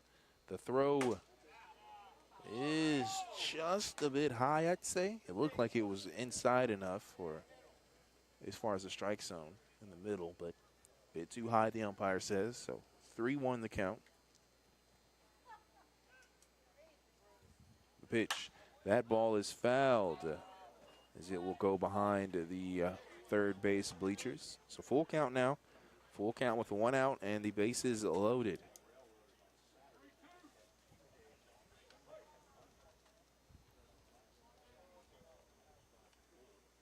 The pitch. That ball is high and outside, so that will walk.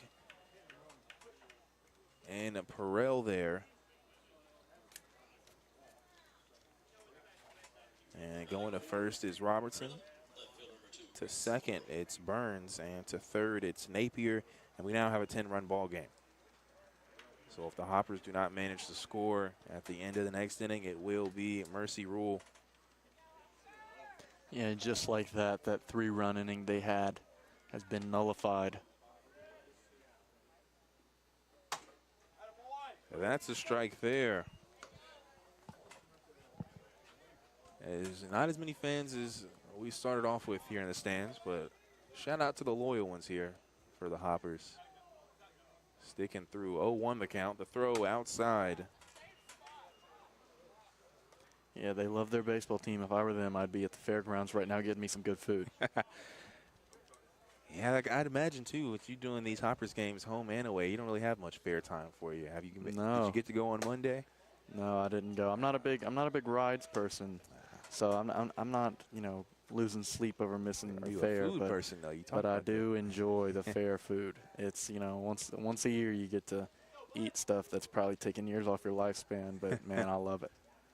2-1 the count here. That is another ball. That makes it a 3-1 count. Again, with the bases loaded, it's a 15-5 game here. 3-1 the count. Yeah, and at this point, and I've said this, I sound like a broken record. I've said it so many times. Ethan Davis should just throw these over the plate and let his defense work. If so be, he might pick up a strikeout or so if the other team can't put a bat on it, but let the defense work. As that will be a strike there. Holbrook kind of took a few steps away, and the umpire quickly brings him back with the strike call. So full count here, back-to-back full counts. The last full count was a ball for a walk. Here's the throw. That one, they're going to say a strikeout, and Holbrook doesn't like it. I think a lot of people like it. It's just speeding up that ball game here with the second out now. Strikeout looking. And now it's Henry Jackson. So this now makes it, once again, every single batter has hit the plate in this inning. This is now going to be the third time that that's happened. That's a strike called. It's a Henry Jackson. 0-1 the count. Again, bases loaded, 2 outs. That throw is a ball. So 1 ball, 1 strike.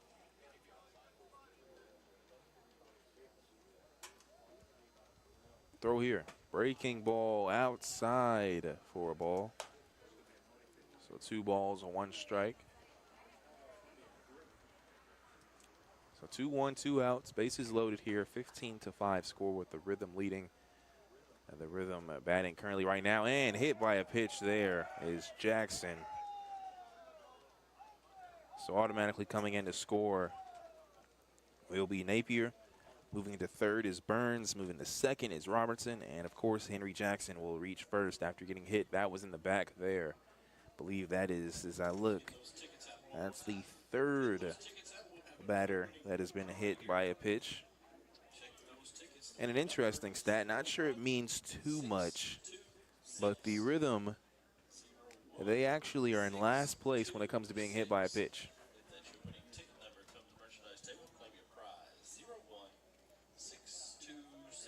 As they're swinging for a lot of things, it looks like it's going to, not sure if it's going to be pitching change. I don't think that it is. No, surely not. They won't waste another arm here unless Davis is not feeling good. The only way Davis comes out of this game is if he's injured. So, yeah, no, he'll be on the mound.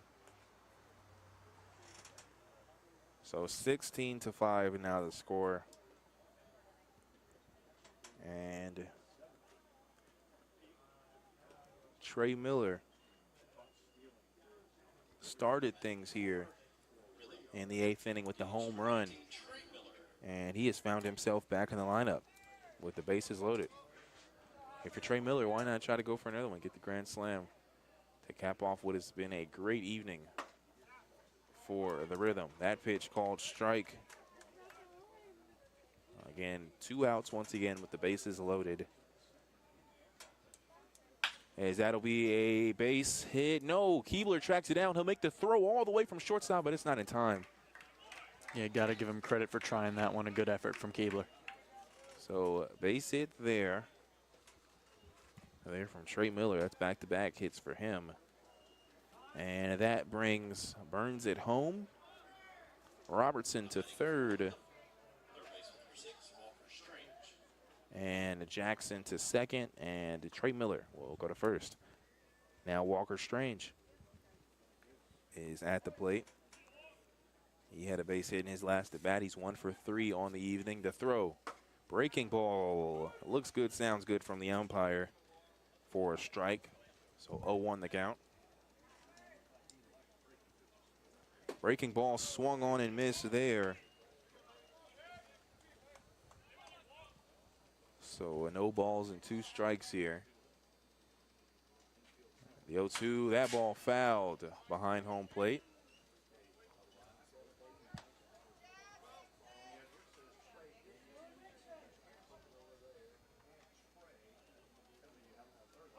So no balls, 2 strikes, 2 outs here. 1 more strike could do it. The throw, that's a check swing, and they'll say a ball there. They'll say he didn't go with the check swing. So a 1 ball, 2 strikes.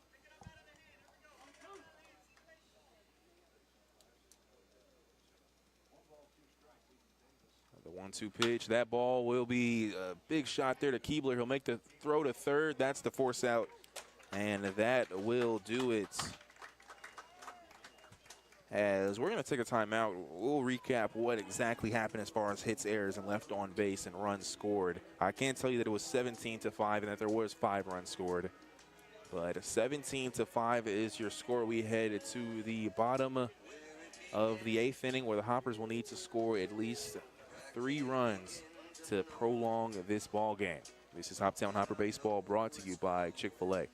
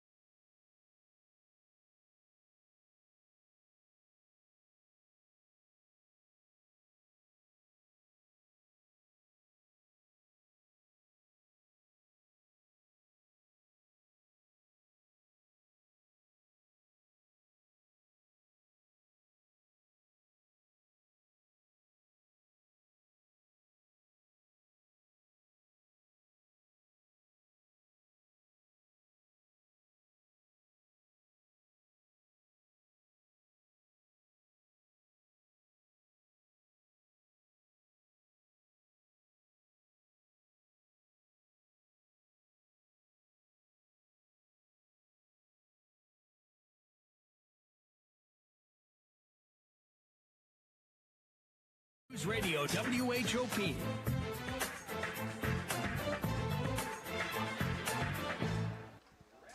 And welcome back. 17-5. The Rhythm are leading the Hoptown Hoppers, as it'll be the 7, 8, 9 batters for the Hoppers. Luis Villalba starts things off. After that, it'll be Miggy Villalobos and Gavin Baxter will round things out. As I mentioned before we went to timeout, the Hoppers will need to get at least 3 runs to keep this ball game going, or it will be a mercy rule. That's a strike called there, looking to Villalba. I said I would let you all know what exactly happened in that last inning. There was 3 hits, 1 error, and 2 left on base for the Rhythm, and 5 runs scored.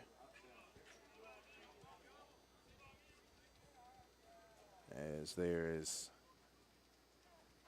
an 0-2 count now, and a check swing. It was inside, though. They say he didn't go. So now 1 ball, 2 strikes. Again, Luis Villalba He's 0 for 2 on the evening. He's struck out 2 times. The 1-2. That ball will be hit towards right field, and it'll land mid right field, and it's fielded there by White. The sound of that bat is deceiving, I'll tell you. I know sometimes it does get you. I will mention that I was expecting to see the same pitcher we saw last inning for full count, but they brought in a new one, probably a closer. They do not want this game to go to the 9th inning. They want to go home when they can. As that's an inside pitch. That gets past the catcher Napier, too, behind home plate. And yes, you say a new pitcher, as this is Jackson Benjamin from Lenore Ryan University, originally from Charlotte, North Carolina. And he's a right-handed pitcher. So Benjamin in the game. It's a 1-0 count here to Miggy Villalobos.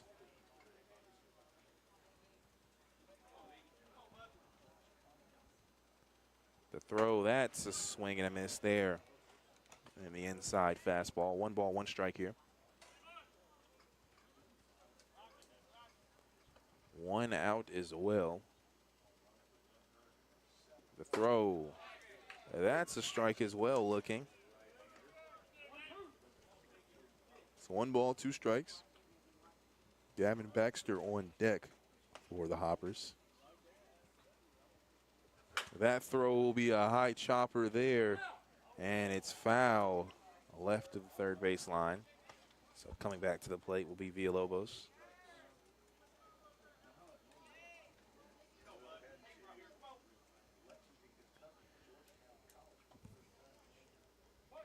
So 17-5 the score. 1 out here. No runners on base. A 1-2 count to Miggy Villalobos. The throw inside, and that's a strikeout looking there. As Villalobos watches that one go by for the 2nd out.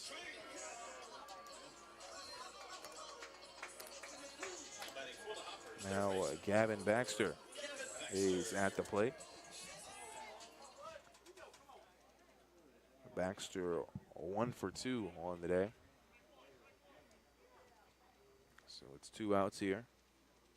That's a swing and a miss there from Baxter. Possibly the last out in this ball game for the Hoppers. 0-1 to count. That's a swing and a miss there. So now 0-2 the count. Back-to-back swings and misses there.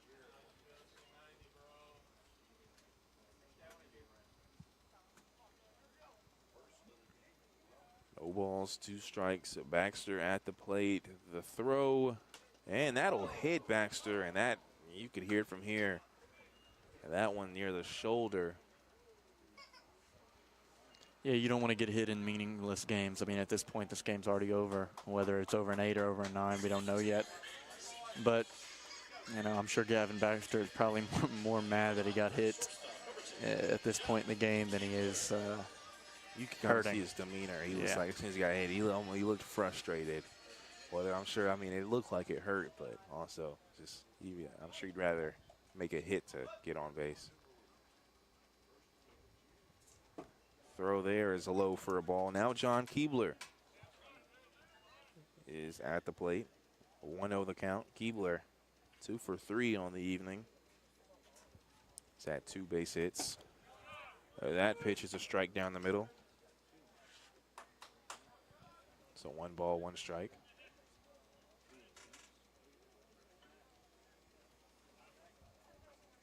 The 1-1 pitch, that one low near the dirt inside, makes it 2-1. 2 balls, 1 strike, a runner at first, and a 17-5 ball game. The Rhythm lead the Hoppers here in the bottom of the 8th inning, risking a mercy rule. The pitch, that one, another low ball there, so that'll make it 3-1.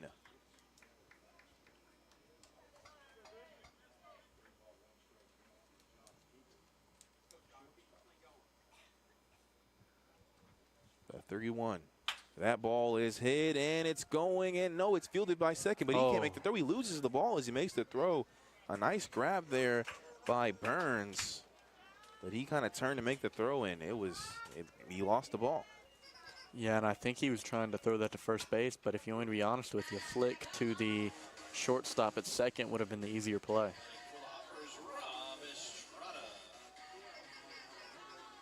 So then they'll rule it a base hit as well for Keebler. So now Rob Estrada at the plate. He is 2 for 3. He had grounded out into a double play, one that you personally called before it happened. Not going to say anything either, but it could have, well, I guess a double play couldn't happen again, but. As that'll be a shot towards left field. It has some movement to it, and it's going to be fielded near what would be the warning track of the field there. There's a nice effort there from Estrada, put some power into it, but that'll be the third out. As in that inning for the Hoppers, there was one hit, there were no errors, and there was 2 left on base. No runs ended up scoring, and 17-5 is your final score as the Hoptown Hoppers take down the Full Count Rhythm. As we'll go ahead and take a timeout. We'll wrap things up quickly here. Probably do a come back, announce our player of the game, do our game summary, and send it here. And of course, let you know what's coming up next. So stay tuned. We'll wrap things up here. 17-5, the final score as the Full Count Rhythm take down the Hoptown Hoppers. We'll be back with our post-game show. This is Hoptown Hopper Baseball, brought to you by Chick-fil-A.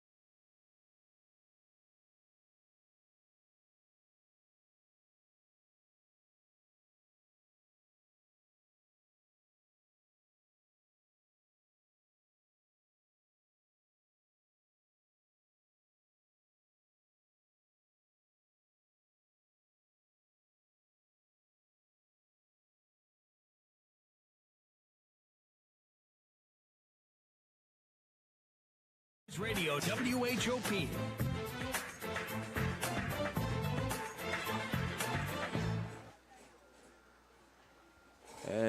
Welcome back here. The Full Count Rhythm defeat the Hoptown Hoppers 17-5 in a game where the Rhythm managed to get 18 hits. The game summary is brought to you by North Trust Insurance, serving Medicare customers with prescription drug plans, Medicare supplement plans, and Medicare Advantage. Visit them today at 305 North Drive or call 270-885-0811. As this was a game where the Hoppers from the beginning, it was rough. And we did see some nice plays from the Hoppers. Ended up seeing 2 home runs for 2 different players. That was a nice sight to see. But when we talk about the game, just it wasn't there tonight. And you talk about this team is the best team in the league as far as the Full Count Rhythm. First time we ended up beating the Full Count Rhythm. And you look at the yesterday's game, a 1-run game, and you look at it and you're like, the Hoppers, they really match up well with this team. And you get to this game tonight at home, 17-5 loss. Just tell me your final thoughts on this game, Ethan. Yeah, I mean, from the very get-go, the team did not look like they were out here to win this ball game. Pitching started off rough, and it stayed that way. Landon Klein was really the only pitcher who had prolonged success at any point in this game. And the defense were not on top of things early in this game. Just came out slow. And the offense at the beginning was not good enough to keep up with the Full Count, who scored in every inning but one. So it was all around just not a very good game for Hoptown. The player of the game is brought to you by Skyline Animal Clinic and Oak Grove Animal Hospital, who supports all the area schools, athletes, and students. Skyline Animal Clinic has been your source of veterinary care for small animals since 1956. Call them today for all your pets' veterinary needs. I'll go ahead and throw out an honorable mention, or 2 or 3, honestly. When you talk about first player that kind of comes to mind, Mac Biggs. He came in, I believe it was a first pitch swing, and he came in the pinch hit and blasted a home run, which I thought was a beautiful sight to see. We've only seen one in this ballpark by Dom Oliverio, and to see one, especially that one that far where you couldn't see the ball when it landed, that was a terrific left field home run. So I have to give him an honorable mention for showing up in a game where it was looking horrible. I mean, it's still, the score wasn't bad, but it gave some kind of excitement to this team and to the fans.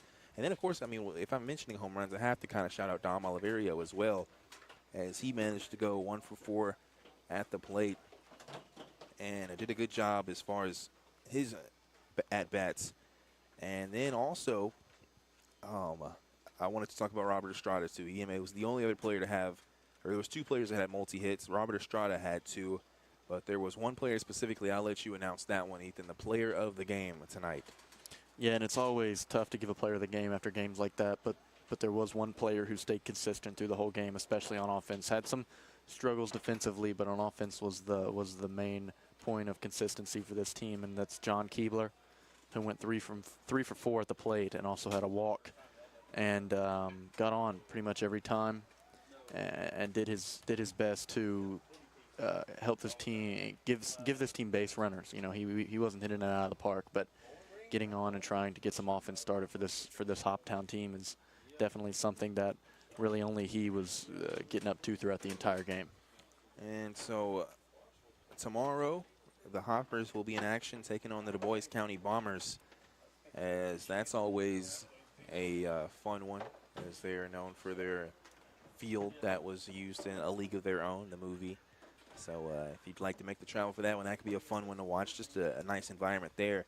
And then we've got Hopper baseball all weekend long. Friday, Henderson Flash. Saturday, the Louisville Jockeys. And Sunday, we'll play the Du Bois County Bombers once again, but that will be at home. Of course, Friday and Saturday, those will be 6:30 start times with 6:15 pregame shows. And that Sunday game will be a 6 o'clock start time with a 5:45 pregame. So the next time you'll hear WHOP will be on Friday night for Hopper baseball.